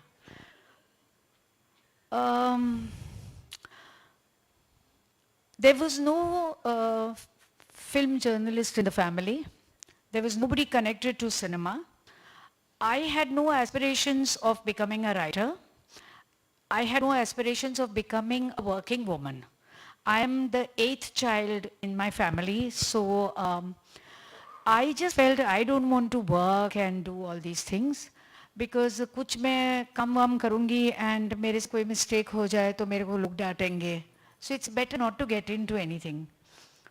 But somehow, I don't know how, I think one of my tutorials were lying on the table, my brother saw it and he said, do you know that you can write, actually write? And I thought he's just indulging me. I have no vivid memory about how I landed on my first job. Yes, I used to write for the college magazine and then somebody in my class told me that somebody in her building was starting a film magazine, so why don't you just come and meet him? So I met him and that magazine closed down. Then he recommended me to another magazine, then that magazine closed down, then a third magazine closed down. So I thought that I am the nail in the coffin, मैं जहाँ जाऊँगी वो magazine बंद हो जाएगी. तो उसी तरह से somehow I landed a good job, which was a cinema journal, part of a Free Press journal. And I really don't know what the editor saw in me, but he gave me a column straight away. And that page used to be below a very leading columnist. So everybody had to jabardasti read my column. And I think he felt that she has the zest and she has the spark and maybe she'll do well. So one thing led into another. But at that time, I think my parents were not very happy with this. Also, I would imagine that being the 8th child, there would not have been much scope of having opinions at home, right? When you have 7 siblings who are older to you, I really wonder if there was scope of you having opinions, and then all your life you've actually done, I mean, there's been opinion, analysis, interviews. So it's very interesting how life shaped up. It's a very interesting question, but the 7 siblings were not growing up with me because 6 children, that is 6 siblings of my parents were born in British area, in Karachi. And then my parents migrated to Mumbai. And 14 years later, my older sister was born, and then 2 years later, I was born. So my mother was 45 when she conceived me, and I was born when she was 46, which means she was as old to be my grandmother. And by the time I was born, I think 2 were married, 2 had children, 1 had migrated abroad. So it was So it wasn't quite like being No, but even then the older siblings did have an influence on me, but I started working when I was in college. So by the first year of college, I was doing it. I think I didn't take it seriously. I was just doing it for the lark, and मेरा मन होता था तो मैं करती थी. If I could not find that person, I would say नहीं है वो बॉम्बे में, कुछ भी मैं बोल देती थी. And I think my parents thought that we'll just indulge her and let her do what she's doing. And I thought I will leave in 6 months. Then I thought I'll leave it in 4 years. Then I thought I'll leave in 5 years. The thing about the film fraternity is that if you don't have the spark, then no matter how much money you will spend or who is behind you, you cannot make it here. But if you come here and you are talented, no matter how hard you try, you can't get out of it. It's a one-way street. So या तो आप आते नहीं हो और आते हो और आप में talent है तो आप निकल नहीं पाते हो. Quite like smuggling actually. Yeah. So it's very interesting that you never really planned it.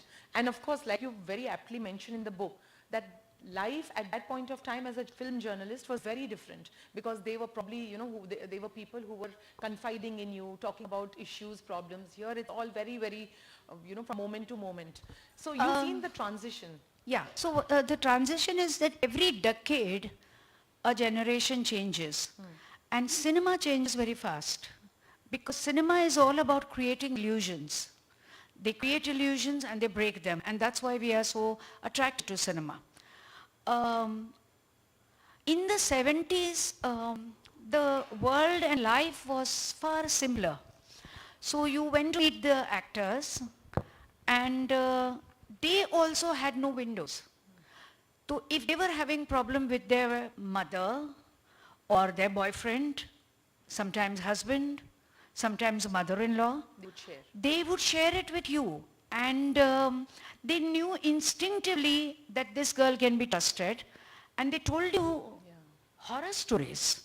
And however young you were, I mean, I was in my 20s, you kept these dark secrets in your heart and you never wrote about it. And you never shared it with your... You still have them as secrets or you've let them books? Never. No. Never. Okay. Trust is never betrayed.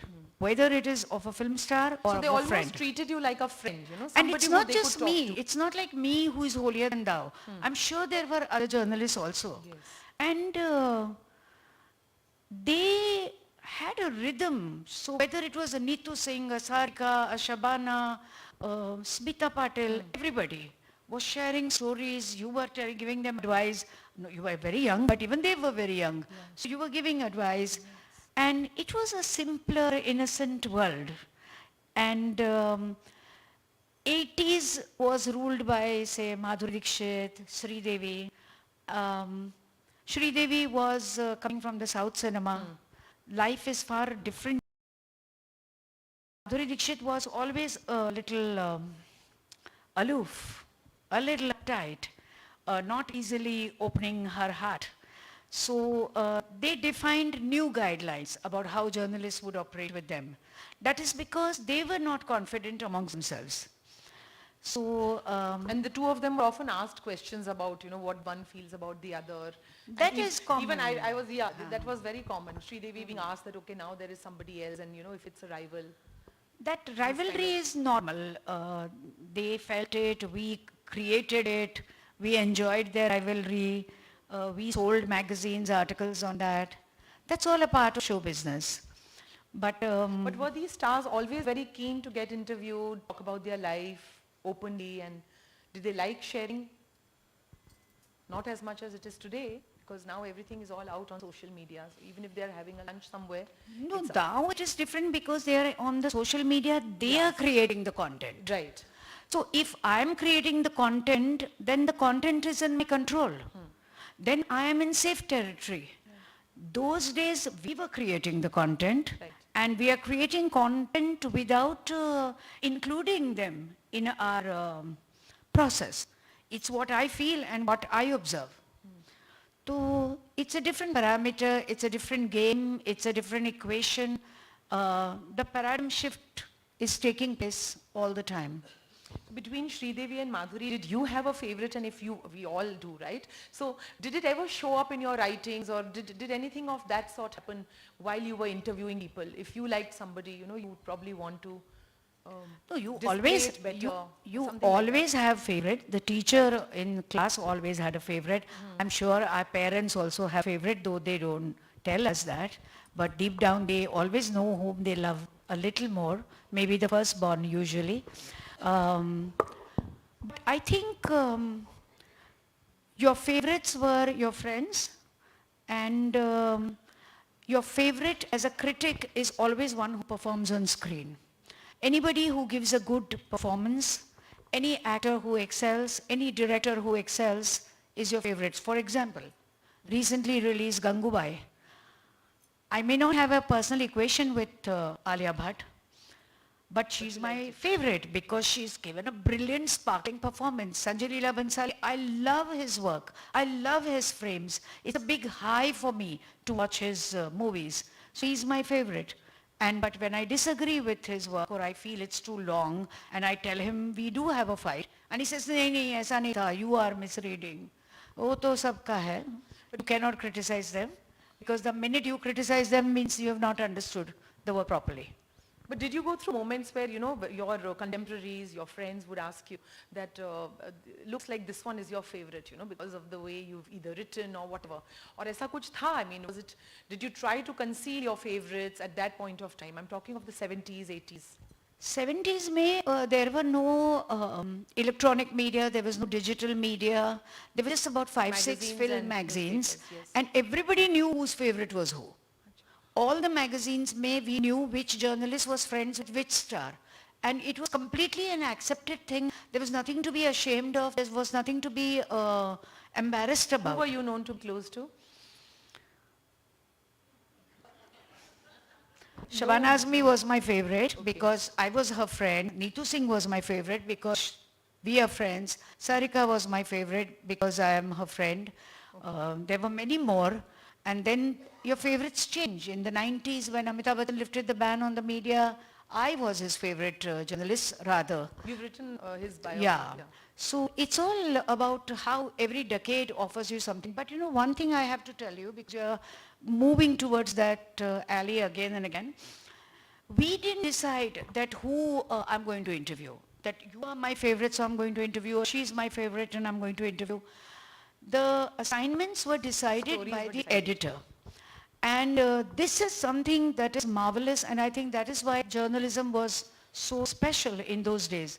The editor decided that she will meet this guy, and this journalist will meet this guy. And he decided it on the basis of his maturity, of his assessment of my personality, for And their example, work. and And my whatever work. work, and what feature I was doing, whether it was more about observations. I was doing a diary, for instance, where I'm just spending 7 days with the superstar. And all I do is to follow him and then write my piece about what he's doing. For example, on my first job with my editor, who is also my guru, Rauf Ahmed, he looked at me and he said, okay, you will go to meet Rajesh Khanna. So the assistant editor who was beside him, he said, Rauf, are you mad? He is a monster, he will eat her up. So he looked at me again and he said, nahi, throw her to the lion. If she survives Rajesh Khanna, she will survive Bollywood. तो राजेश खन्ना के बारे में ये मशहूर था कि इतना difficult था, इतना टेम्परामेंटल था, इतना इंट्रोवर्टेड था कि उसके मुंह से कुछ निकालना ही नामुमकिन था, और anything could trigger a bad mood in him. So when I went to the specific studio where I had to interview him, he was dubbing. Now, for those who don't know what is dubbing, it's after the shooting is done, they are recording their dialogues again on Sing Sound.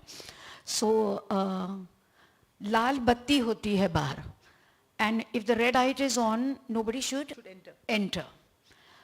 He must have been hungry, he must have come from another shooting, and he must have asked for food. So the canteen guy was carrying the tray and did not notice the red light and entered the dubbing studio.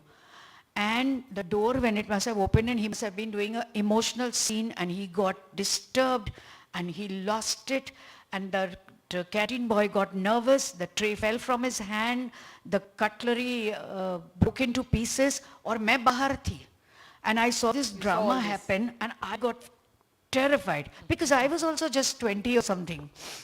And then the canteen guy came out and he was trembling, and about 10-15 minutes or 5 minutes later, Rajesh Khanna came out wearing silk lungi kurta, and the minute he came out, I hid behind the pillar. Ek pillar tha wahan.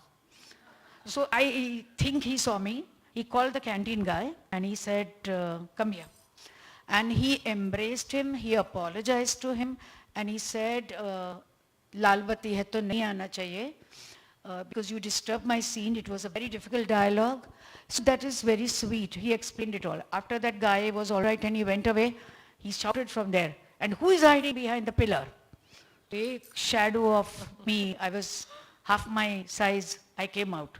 He said, "Idhar aao." And then he said, "What are you doing here?" So I said, "I'm so-and-so from so-and-so for this and this work." So he said, "You come to interview me. You are new on the job." So I said, "Yeah, my editor said that I should interview you. What is your name?" So I said, "My name." "Which part of India do you come from?" So I said, "I'm Gujarati." Then he looked at me again and he said, तो आप मेरी साली हो गए अभी. अभी मैं तुमको बोल रही हूँ इंटरव्यू दो और तुम मुझे साली बना रहे हो. So they are eccentric people. See, film actors or film artists, they're very high strung. They live in a very emotionality. They are all the time delivering. They are all the time being tested. They are all the time being judged.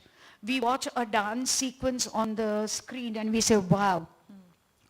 But there is, when you watch choreographer who is teaching, at every line there is a different action and there is a different eye expression. वो बेचारा जितेंद्र ऐसा करता है तो वो सरोज खान बोलती है ऐसे नहीं ऐसे करो. You know, वो भी loop कितनी बार बजता है and you're frustrated. Yeah, 15 because takes, 20 takes. The unit is waiting, the cameraman is waiting, right. The co-actor is waiting. So all the time you have to be good at everything. You have to be good in dance, you should be able to remember your lines, you should be able to emote, you should be able to get the right context. I understand now because after the COVID, I do all my video reviews at home myself. Now, when I used to go to the office, there was a teleprompter for me. It's a 3-minute review. Now, there is no teleprompter. I read it about 2-3 times, and at 60 plus, I have to deliver 3-minute review in one take without any cuts. So it's very tough. Because you should not be able to miss the dialogue, you should not be able to miss the emotion, the projection, a lot of things. But along with the times, I think you have a good following on social media. Tell me, is your studying psychology, has that really helped somewhere in getting to know, you know, I think it helps because I've also studied, I've also met maybe 50% of Bollywood. But so I sort of feel that sometimes it helps. Do you More than that, it's the kind of a person you are. It's the kind of compassion you have for your interactions, for your subordinates at work, for your family member, for your loved ones. If you are successful in your personal equations, whether it's in hierarchy or somebody lower than you, then you are also all right in your interactions with the film fraternity. What I learned is that irrespective of who I interview, whether it's an Amitabh Bachchan or whether it's a Shah Rukh Khan, you have to just be yourself. And irrespective of whether they think I'm brilliant or not, I'm okay with it. You don't have a good impression of me, I'm okay. And it doesn't mean that I will dislike you for that. But this is what I am, and I'm not going to change for you. Just I want to just share Shah Rukh Khan ka. Shahrukh Khan की 2 फिल्में hit हो गई थी, बाजीगर और कुछ जो साथ में आया था, बाजीगर और कौन सा था याद नहीं है. तो one of my juniors had gone to meet him and said, "Ma'am, this new boy is fantastic." Deewana, I think Deewana. Deewana. So he said, "You must meet him once." The juniors were going to meet the new boy. मेरे को क्या मिलने की ज़रूरत है? But they said कि मिलो. तो I said, "Okay, cover story हम कर रहे हैं, तो you fix it up, I'll go to meet him." This is when you were with Screen? No, this was when I was with G magazine in the 90s, when Shah Rukh Khan was very new. Right. So he had called me to Mehboob Studio, which is in Bandra. I reached at the time on Mehboob Studio, and I went to his makeup room. Shah Rukh Khan was not there. I went to the sets. Shah Rukh Khan was not there. So I asked somebody. So one studio hand told me कि "Ma'am, आप cigarette butts को follow करो. जहाँ जहाँ ये cigarette butt जा रहा है ना, आप वहाँ चले जाओ. शाह रुख खान होंगे." तो मैं कहा ठीक है. मैं सिगरेट बट्स को फॉलो करते करते टेरेस पर पहुंच गई. शाहरुख खान वहाँ सिगरेट पी रहा था. He smokes a lot. I don't know if he has stopped now. तो कुछ बातों बातों में when we had to start the interview, he said, ma'am मेरी 2 फिल्में हिट हो गई है, मैं इंटरव्यू देने के 2 लाख लेता हूँ. मेरा ऐसा माथा ठनका. Was it a joke or was it real? I don't know. Now see, ऐसा मेरा माथा ठनका that I said, आप 2 लाख अपने पास रखिए, I don't want to do your interview. And I walked out. And from 90 till I think 2000, Shah Rukh Khan and I were always on crossroads because he held it against me. And later on, I felt that he was younger than me. He was bursting with energy. I should have shown maturity and indulged him, and I would have said, हाँ हाँ 2 लाख भी दे देंगे. But you know, money is such a sensitive issue in journalism. कि any mention of money means it's a bribe. Right. And I was not willing to tarnish my image. But after that, somehow we made up, and whenever he would meet me and if he saw me talking to Katrina Kaif on his set or something, he would always come up and hold me by my shoulder and say, you always talk to everybody so warmly, why don't you talk to me nicely? So I said, no, aisa nahi hai, I like you too. So did you do a nice full-length interview with him at some point? Yeah, I've done many. I've done it for Fan and many more. Who has been the most difficult to interview? And please tell us some from the earlier, 80s and 90s. Also tell us from among the latest ones. If there's, I don't think many are very difficult now because the general impression is that everyone loves to be written about. They write about themselves, they love to be written about. I would say Amitabh Bachchan was difficult because he's an introvert and he had not been talking to the media for 15 years. Right. And then he lifted the ban in 1992 and started doing the interview. So he would be sitting like this, and whatever question you would ask him, he would answer in one word. How was your childhood? Normal. What were your parents like? Normal. So, since you've done his biography also, what was the reason, for him to be like that? Because he appears extremely affable to everybody now. No, in the beginning, he was not used to talking. So then I shut the book and I said, Amit ji, ऐसे interview नहीं चलेगा. आपको थोड़ा खुल के बात करनी पड़ेगी. So then धीरे-धीरे he started doing it. So I think that when he lifted the ban, he was talking to everybody. And he was talking, then धीरे-धीरे he started talking a lot also. And what about his wife? She appears also a little difficult to people. A little? She doesn't like interacting. She doesn't like? Interacting with journalists. Yeah. And she shoos them off now. If you see some videos and all, yes. she literally shoo people off. Yeah. But actually that is just one side of her personality. There is another side which is very interesting and she's warm and she's funny. Well read and all, so maybe they are some. Among the current lot? See, when you say that all of them are dying to talk, it's not like that. Today, dying to talk. No. They're happy. Happy. See, what has happened is the whole dynamics have changed. Earlier, we featured the actors according to whatever the editor decided. Now, what happens is nobody talks exactly like Hollywood. Bollywood has become exactly like Hollywood. They only talk when their movies are releasing. And they only talk via their managers. There is no direct contact. Nobody picks up anybody's phones. You mentioned that in the book as well. Yeah. So when the movie is releasing, their managers, the PR agents and the production houses, they book a 5-star hotel and it is A, B, C, D, E, F, G, H, the top 10 critics or top 10 journals or the top 10 reviewers. They're called, you do the interview and it's mechanical. They are just talking about Bajirao Mastani or they're talking about whatever is their movie. Bhavna, one reason for this is that they often feel that, people ask very irrelevant questions. I remember here there was John Abraham and Bipasha Basu when they were going around, and it was almost a year and a half they were going around. And we all were meeting up with him at wide angle. So one of the journalists who had probably been in the media for about 2-3 years said that ऐसा सुना है कि आप और बिपाशा बासु एक जोड़ी हैं. So he got very angry. He said, it's been there out in the open for 1.5 years. You don't seem to have done your homework. And he was so easy and normal all along, but then this question put him off, and he was rude to that person. So I think a lot of them, especially if they confide, like I've had almost all the interviews have been good. Why? Like you said, you be normal with them, talk about it, and know what you're asking. So somewhere I feel that it's also because people don't know what to ask.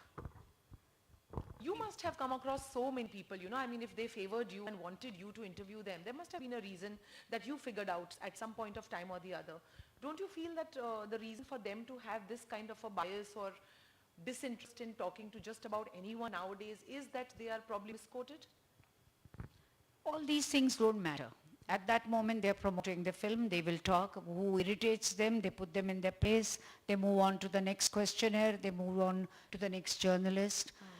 I think the time has come where the journalists are proving themselves, because it's the same ambience, the same people, the same conversation, the same cinema. And how do you make your conversation different? How do you make it interesting and present it to them? But they are moody and they cannot be fully depended upon. I remember meeting Deepika Padukone and Ranveer Singh during Bajirao Mastani. And Deepika and I were talking about Tamasha, which had just released, and I was telling her about moments I was very impressed by, and something just snapped in Ranveer Singh. Okay. Because Deepika and I were bonding over Tamasha, and because probably Ranveer Kapoor was in Tamasha. And after that, he was not doing the interview I'd gone for properly. So because of my Shah Rukh Khan background, where I had not indulged a younger actor, I decided to play the mother, and I indulged him. And he was playing with something and not looking up and answering. And I said, कि जरा नजरें मिला के बात करोगे तो अच्छा लगेगा. तो भी वो करता गया. Finally, I lost it. So I told my recordist to stop recording. And I told Ranveer, we will not do the interview today, and I will not do alone with Deepika also, because I've just in my mind decided that I will not do with both the actors, I'll just talk to the director. And I said, my career is older than your chronological age, so you also need to reflect on it. And before leaving, I got back to him and I said, and one more thing I want to tell you, that just because of this altercation, you don't have to think that when your movie is releasing, I'm going to give you a bad review. If you're good, I will give you plus. And if you're bad, just because you are going to think that because of this incident I'm being bad to you, I will still give you bad marks. He was brilliant in the film, Bajirao Mastani, and I praised him and gave him a very good review. And then did you meet again? Yeah, I met him again after he was married to Deepika during Simba. From the stage, he saw me. So he came to me and he said, Madam, abhi to 2 saal ho gaye, maaf kar do. So I said, chalo. I said, now you be a good husband. He's saying best husband. Award milega mere ko. Theek hai. So, there are a lot of impressions that people, regular, all Indians and everyone who sees these interviews or people at airports, at weddings and all, we seem to be carrying a lot of impressions. And then, there is this thing where people say that, no, this one is very natural and this one is very moody. You would know best, but I believe that they have different moods and different times, good and bad. Like you just said about Ranveer, he seems to be a very comical character, but that is not how he was when you were interviewing Deepika, and for whatever reason. So they have their own time. But we all do. Even we do. I'm not the same person on a different day. And I can be extremely rude and not want to talk to somebody. And I can be very warm and friendly too. So I don't hold it against them. They are artists. They're going through a lot of things in a single day. Have you been at the receiving end of somebody like that, some big star who probably, the interview, I mean, everything was going fine, but for some reason it snapped?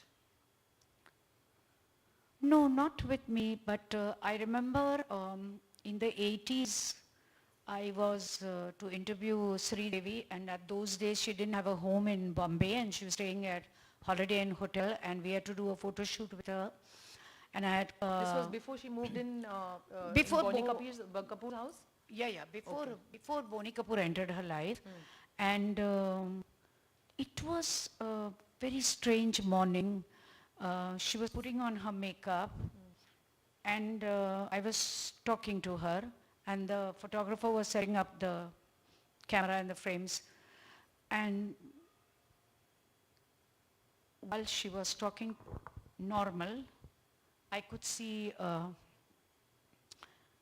that tears were going down her eyes. Okay. Something was happening that day in her life that she was not in control of, and the makeup was getting spoiled. And so I just got up and I left her alone for a while, and I sat with the photographer and I was thinking what to do, because I was feeling very bad. Something was troubling her very badly. Her mother was in the other room talking in Tamil on the phone, and something had gone wrong, something. Maybe I know I don't want to share. So then I went back to Sri and I said, if you're not feeling well and you don't want to do it, I will make any excuse with the photographer. We can keep it for another day. So she said, no, we'll do it. And then we didn't do the interview that day because I think it was difficult for her to talk because she was not able to It was that bad. contain herself. But she did the pictures. She was fully made up, looking stunning, stood before the camera, gave her shots. You know, today when I look back, I feel it's too much demands, you know. Okay, your life is going through an havoc, and there is a photographer waiting, there is a journalist waiting. Then, and it's not like she did it with me and the photographer and wo room mein jaake aaram se ro sakti hai na. She had to go to the studio, she had to shoot, and any kind of a scene is there, do her jhatkas, dance, everything. It's a tough life. It is a tough life. It is a tough life. Contrary to what, you know, sometimes the glamour and all comes at a price. So most of the times, among the contemporary lot, is there anybody in particular that, you know, you really enjoyed or wanted to interview because of, you know, the spice in their life or anything like that? Not exactly young, but younger than me, Salman Khan. Okay. So Salman ka ye tha ki, I'm talking about the 90s, he was difficult. And uske sath kuch aisa incident. Was or is? I don't think he's difficult now. People say that. But So yeah, okay. he had an incident where one journalist had irritated him so much that he just picked up a thumbs up bottle and he poured over her head. So after this, all the journalists were scared to meet Salman Khan. One day a photographer came to my office, Salman's favorite photographer, and he brought pictures of Salman with his niece, that is Arpita's son or daughter, I think son. Elder son. And so it was this beautiful Salman Khan and this beautiful baby, and the photographer said, ma'am, do you think it can make a cover? So I said, it's a fabulous picture, I'll put him on the cover, but what about the story? I need a cover story. So I said, Salman Khan तो पागल है, मैं उसको कैसे interview करूँगी? तुम आओ मेरे साथ और तुम फिक्स करके दो, तो मैं ये कर डालूँगी. So he said, मैं आऊँगा, मैं फिक्स करूँगा, मगर after that it's between you and Salman, I will not wait there. So I said, ठीक है. So before I left my office, I called my secretary and I said, I'm going to meet Salman Khan. I don't trust him at all. If I don't come back in 2 hours, you all go to the police station and say that she had gone to interview Salman Khan and bring the police wherever I am. And I'm saying this very seriously. I went to Salman Khan. He came out, very charming smile from his room, and we started talking. And we were talking from lunch till tea time. And Salim Khan came out from his room, joined us for tea, and he said, अरे आपने दोपहर की flight नहीं ली घर वापस, तो अभी तो रात की फ्लाइट डिनर के बाद ही जाना. Because Salman was relegating me with stories and making me laugh till I was rolling on the floor. मुझे इतना मजा आया कि when finally I was going home, and he came to see me off at my car, and I said, Salman, I enjoyed myself and you are extremely handsome. So he looked at me and he said, no, Sanjay Dutt is more handsome than me. So just adding on to that, he'd come when I was with Ahmedabad Mirror here, He had come to Ahmedabad and this was around 15, 14 years back, I think. So the same incident, since you talk about his temper, I don't know whether it was with a journalist or it was something happened, and from the 8th floor, the hotel was Holiday Inn. It has changed its name a few times, the hotel, but that hotel, it was absolutely packed, and he threw a slipper at somebody. And then for 6 hours, he refused to meet anybody. I don't think it was with a journalist, but he got angry, extremely angry at somebody who asked him something, and he threw the slipper, and there was absolutely, everybody was going crazy, talking about it, that he's in this temper and all that, and journalists, photographers, everybody was waiting for about 3-4 hours, calls coming from offices that where are you, I mean 2 hours, 3 hours, but people were there, they were not even leaving, and at the same time, so yeah, people have Nobody keeps people waiting as much as Shah Rukh Khan. Matlab, Shah Rukh Khan will call... That's when he calls a person home or even on the sets. No, on the sets I can't comment. His producers and directors will kill me. But when his movie is getting released, they call journalists for interviews, and they're all at Manat in a certain wing. So I remember during Fan, Yashraj Film said that Bhavna ji, aap unka interview kar lijiye. So I said, नहीं शाहरुख खान का बहुत problem है, बहुत wait करा था, मैं नहीं wait करूँगी. So they said, नहीं कुछ नहीं होगा, 2 बजे का आपका स्लॉट है. तो मैंने कहा ठीक है. मैं 2 बजे वहाँ पहुँची तो room is filled with journalists who were given time at 11 o'clock. I said, ये अगर इसका 2 बजे. What was the time? 2. I reached at 5 minutes to 2 because I was given the time for 2. 2-3 hours or they were maybe, waiting. yeah, maybe I reached at 10 minutes to 2. So at 2:05, I called his manager and I called Yashraj's manager and I said, I'm not throwing a tantrum, I'm not being difficult, I will wait till 2:15. If Shah Rukh does not give me an interview, you don't have to worry, मैं कोई नाटक नहीं करूँगी, मैं चुपके से निकल जाऊँगी, मगर मैं रुकूँगी नहीं. They did some dhada-dhad and then they took me down to his library. इतना बड़ा उसका library है और सारे chicks down और काले कपड़े में बैठकर इतना पतला आदमी ऐसे बैठ के मोबाइल में कुछ कर रहा है. मतलब अभी वो नीचे मोबाइल में कुछ कर रहा है और पूरी दुनिया उसके लिए ऊपर बैठी है. But you know, he is so charming when he meets you. He's so gracious. He's so intelligent. He makes fabulous conversation. I think he's probably the finest. And no, I won't say he is the He's probably finest. one of the finest, you know, when it comes But to he makes conversations. super conversation. Yeah. He gives you a super copy and you forgive him. And in any case, I didn't even have to wait. And when the interview was over, he said, no, ma'am, wait, I'm going to escort you down. So he came barefoot down to see me to the car. His security was fainting कि ये साहब तो कभी आते ही हैं, इसमें क्या है ऐसी बात. देखो दोबारा देख रहा था कि है कोई actress तो नहीं है ना.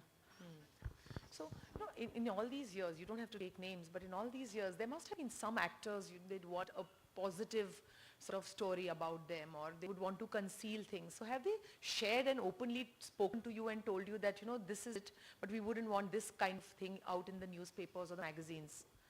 I mean, you need not name them, but if there are those kind In of... the 70s and 80s, these kind of talks were there, and if it was a reasonable thing, one obliged also. There was not a big favor I was doing to them, and it was not like I was taking independent decisions. I was discussing with my editor.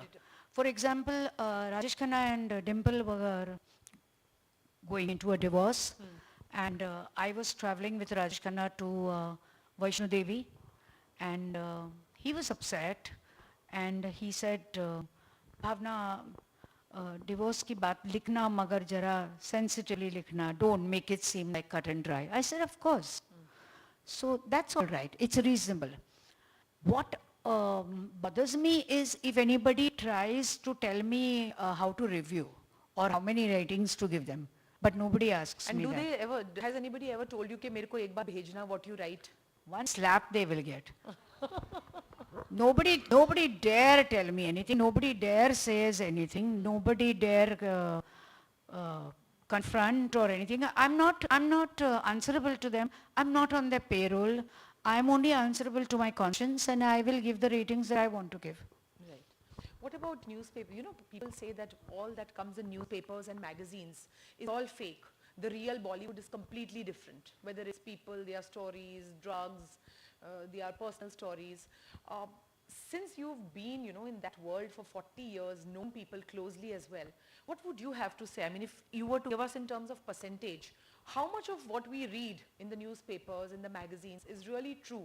And how much of it is just what they say, gossip hai and it's all mirch masala? I used to, for one, get very irritated when people would say that Bollywood is all this masala news, nothing that comes in your newspapers and all is real true. It's not true. It's basically just what they want you to write or whatever, which is not the case. I mean, one interview and one writes. But your experiences on this, I mean, You can't have a formula for this. It varies from case to case, story to story, era to era. Sometimes these stories are planted by the production house to bring publicity to the film or to the actor. you mean through the PR into the newspaper? Yeah. And nowadays, what? There is no journalism. Everything is paid. Bombay Times or Ahmedabad Times, page 3. If you want to put a picture also, you can put it tomorrow. Pay the money and write a Internet, text. yes. So it's not a big deal. Journalism is over as far as all that is concerned. I think a germ is there, but a lot of speculation is also there. I cannot give a specific example but a lot of it is just made up.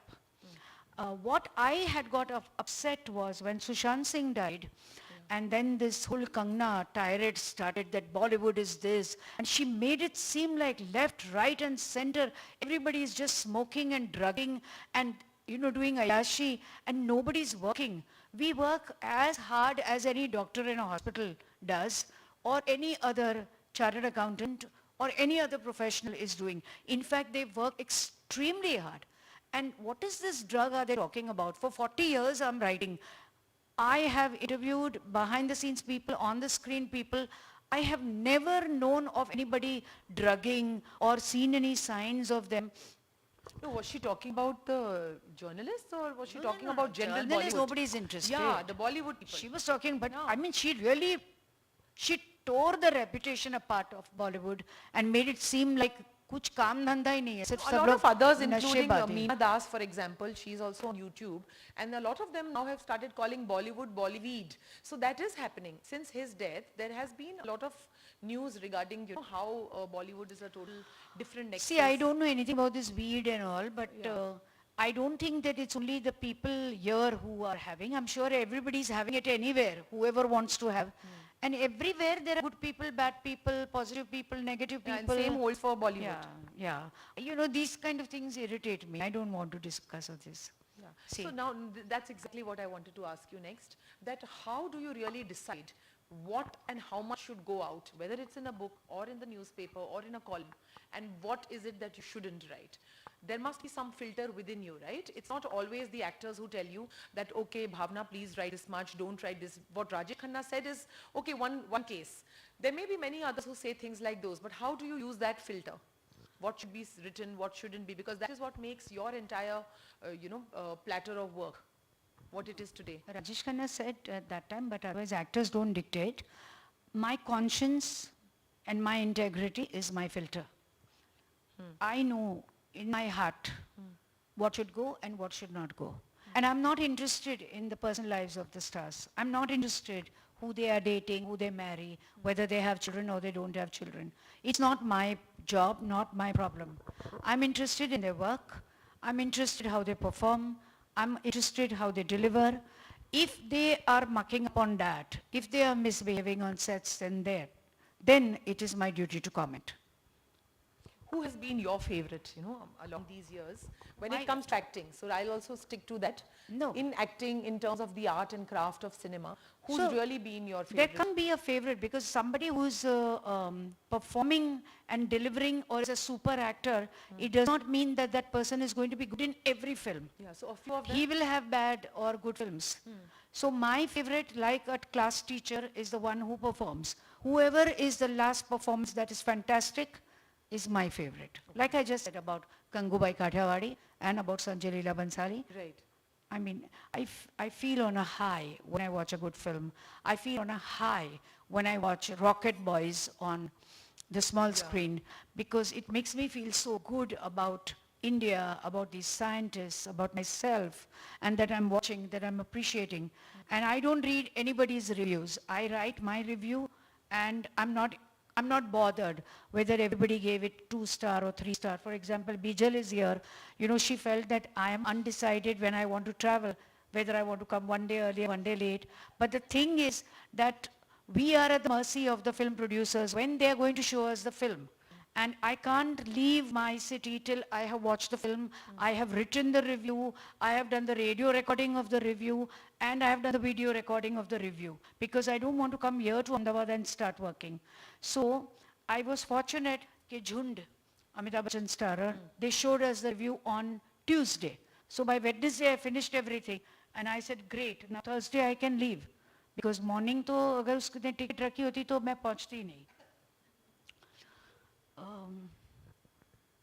How difficult was it to, to concise and put it in a book? So many interviews across years, whether it's an Amir Khan or an Om Puri. How difficult is the task of putting it all together? Of course, this is the 18th book, but still, to put it together and then come out with a book like this. Because you have so much of direct stuff and interaction with these people. Thank you for asking me the question on camera, off camera, finally. मैं सोच रही थी कि पूछेगी नहीं पूछेगी. We started with that. I'm joking. Yeah. So what happens is from 70s I'm writing, but 70s to 80s or of the 70s to 90s, whatever I've written is gone because there were no computers in our country at that time. Portable typewriter hota tha. And whatever was published was there. For a while I was preserving whatever was published. Then I got bored because we're writing every day. How much of your stuff is you're going to preserve? It's narcissistic. So you just let it go. But 90s, computers came, and so whatever was on the computer, I was later on in some time in 2000 kind of editing out and keeping the best to see if it had possibility of a book. And then COVID happened. So I was working on my 17 book, Narendra Modi's, that is Mother's letters to the mother. नहीं, Sakshi Bhav Gujarati में Modi Sahib has written, which I translated as letters to mother. I was working on that book in the evening, and in the morning I used to work on this on camera, off camera. Totally Yeah, different just to subjects. keep my mind diverted. Yeah. And then I felt that just featuring the interviews by itself will not make sense. So I have woven it together by giving all the backstories. Yes. Not just the 4 parts. In between I'm saying what's happening in Bollywood. Right. Between every interview. So that's it. How did you see, and was this planned that, the book will be in 4 parts? No. Or I just divided the interviews. Whatever was question answer I put in one section. Whatever was first person I put it in another section. Whatever was features I put it in the third section. And altogether I think there are 30 stars. And then when I sent the book to all the 30 stars, took their videos, all of them complimented me. A lot of them were no more like Feroz Khan, Sunil Dutt, Om Puri, Yash Chopra, Rishi Kapoor. So when I met their family members, they were very emotional, like Neetu Singh, Riddhima Kapoor, Nandita Puri, his wife. It's Sri Devi was no more. So Boni Kapoor was very emotional. Chalta hai. so when these people are gone and then when you write, much later, is there something like a sanction or a permission which, nowadays there's this thing where people say that you have to have some sanction, permission. In writing, especially when it is for a book, has there been a situation like that? Or I even do. there you write?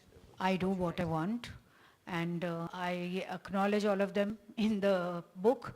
और कोई case कर दे तो कर दे, jail में डालना है तो डाल दे. क्या किस किस से मिलो, किस किस से पूछो. Look at my age, I'm not going to go around doing all these things. I will not change my ticket also, Vijay had told me. So age now, but even from what I gather, even in your 20s you must have been like this. I think I was a little scared and timid at that time. Dhire dhire this journey happened. This part is very interesting. Pages from the past about Anil Kapoor living in the chawls and stuff like that. So these kind of stories, I think they interest people a lot. See, because Anil now they all Kapoor live and I are friends. We are college friends. He's a year junior to me. So he's the boy from Chembur and I was the girl from Matunga. And when he was not a star also, he would say, Bhavna, तू तो journalist बन जाएगी, तो अभी से तू मेरे साथ rehearsal कर ले कि जब मैं star बनूंगा मैं कैसे interview करूं. I said, Anil, मुझे आपके साथ कोई rehearsal नहीं करना है, जब star बनेगा तब देखेंगे. Then his old house, which was almost like a slum, he one day called me up and he said, I feel like visiting my old house. चलती है क्या? So I said, हाँ चलती हूँ, मगर हम साथ में photographer भी लेकर चलते हैं. तो photographer को लिया और बाद में मुझे अफसोस हुआ कि मैंने वीडियो नहीं लिया, क्योंकि वीडियो भी लेना चाहिए था. And when I went to give him this book, he was so emotional. He was so emotional. He said, I cannot believe that we did this and that you captured it. And he said, he gave it to all his international directors. And he said, see, this is the guy I was and what I have become today. So that's very sweet and that's very disarming, because he's not ashamed of his background and he is cool about it. Anybody's story that really surprised you? I mean, when you were penning this down and putting it all together, anybody's story that particularly surprised you? Or the persona? No, film people don't surprise me. I accept them in all their colors and all their shock values. Because very early in 20s, they will tell me, this is Sanjay, that he has drugs. So I said, okay. This guy is this, he's having an illegitimate affair. I said, okay. He said that one has left his child and is now living with another person. I said, okay. तो ये कुछ हमारे घर में नहीं होता था, मगर अभी उन लोग है, तो है, मैं क्या करूँ?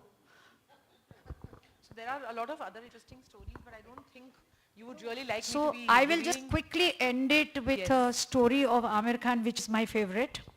So he had gone to meet Javed Akhtar. And the conversation was going on, and chai ke time pe Shabana Azmi brought a tea trolley, nicely decorated, beautiful crockery, and took the teapot, stirred it, and said, Amir, kitni shakkar loge aap? तो Amir ने Shabana की ओर देखा, and then he said, show me the cup. Because he wanted to see the size of the cup and then decide how much sugar to take. So Shabana showed him the cup. Then again he thought for a while and he said, show me the spoon. So Shabana, by now getting impatient, showed him the spoon. Then he said, okay. Then he looked out at the sea. And then he said, Asal mein na Shabana ji, मैं अपने घर में छोटे decision नहीं लेता हूँ. मतलब ये इंसिडेंट मैंने किताब में भी डाला है. ये मैं क्यों बता रही हूँ कि आमिर खान के बारे में ये फेमस है that he takes so long to decide on a film that he is going to do or not do that children grow up in people's homes. तो स्पून और कप और चाय and oh my God, उसको कुछ भी पूछो. If I say, Amir, when are we meeting again? I said, Amir, I don't want to meet you. ठीक है. Anybody has any question? Yeah, that's what. Would anybody want to have some questions, I'm sure? A couple of them? Tabhi, you could have taken a 1-minute reel of mine while I'm on the stage. Shoot one reel, 1 minute, cut 2 reels, please. You want to ask a question, Tabhi? No, she's upset because I'm calling her by a pet name. Preeta Chugh. She's my niece and she's the admin at Sims Hospital. Yes. Now she wants to die. Okay. Anybody has a question? ये तो problem है, किसी के पास कोई question नहीं है, बैठ के पूरी राम कहानी कथा सुननी है. अभी टाइम नहीं है, जल्दी जल्दी फटाफट करके पूछो. हाँ मालती बहन, thank you for saving my image and my reputation, क्योंकि नोबडी आस्क्स क्वेश्चंस. અમારી પણ ઇમેજ સાચવવી પડે ને. વી અમદાવાદીઝ યુ નો. ભાવના, તમે કોઈ ગુજરાતી ફિલ્મના રિવ્યુ કરો છો? That is one question. Another question is, what is next now? Next book. Gujarati પિક્ચરનું એવી રીતે રિવ્યુ નથી કરતી, પણ મને જે પિક્ચર ગમે અને સારું હોય ને વખાણેલું હોય તો હું કરું છું, જેમ કે હેલારો. અને આજે ડિયર ફાધર રિલીઝ થયું છે, તો એ મેં પરેશભાઈને કીધું હતું કે મારે જોવું છે, પણ બિકોઝ ગઈકાલે રાતના હતું એનું પ્રેમિયર અને હું નીકળી ગઈ અને આજે હવે I am at the mercy of flow. તો tomorrow I think my niece is going to put me in the theater. Let's see if she will really put. Sure, sure. Thank you. And what next? This is my 18th book. My 19th book is also a translation of the Prime Minister's Gujarati book, which is called Aankha Dhanya Chhe.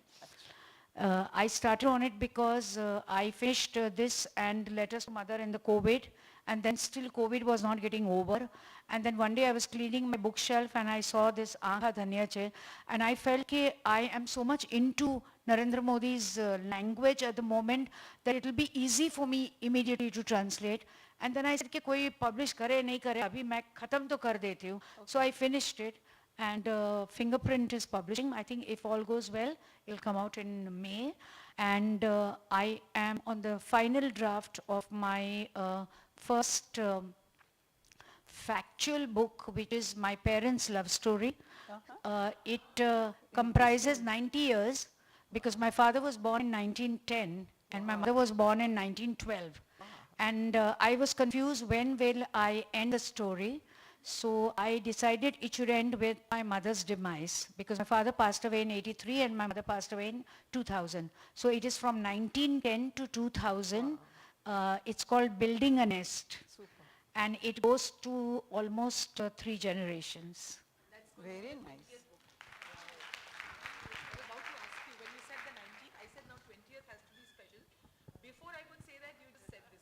And thank you very much. You did a very good job.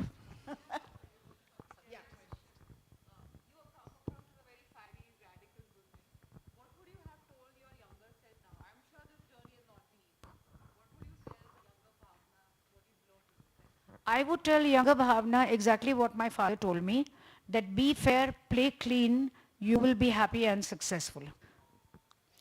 I think there is no need to follow anybody. You just look into your heart and you do things. I say I'm not the best writer, I'm not the best journalist, or I'm not the best human being. But this is the way I have been brought up and this is the way it comes to me naturally, so I'll play the game as it is. When I got the Padma Shri, I'm sure my contemporaries asked, કેવું શું છે એનામાં? હું બી કહું છું કેવું કંઈ નથી. પણ હું શું કરું મને મળ્યું તો?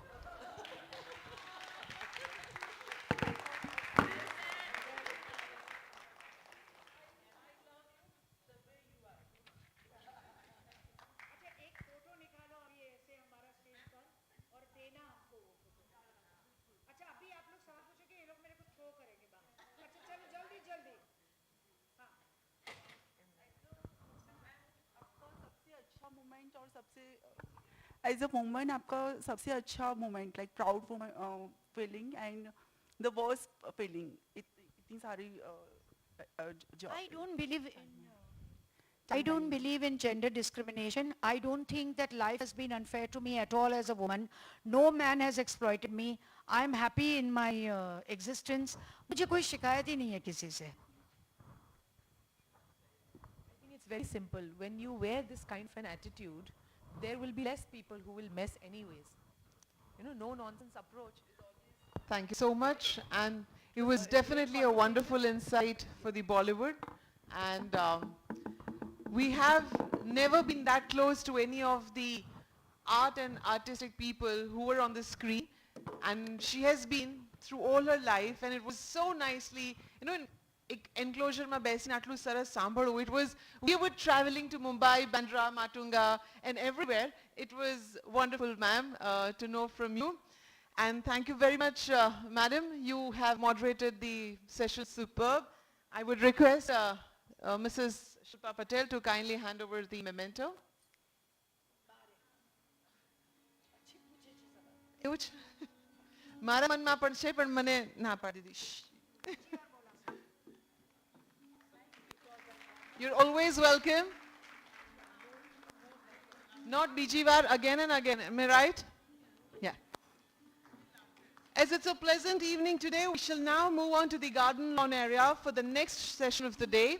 2 wonderful sessions, and do not miss it. They are definitely unique and special in every way. Thank you.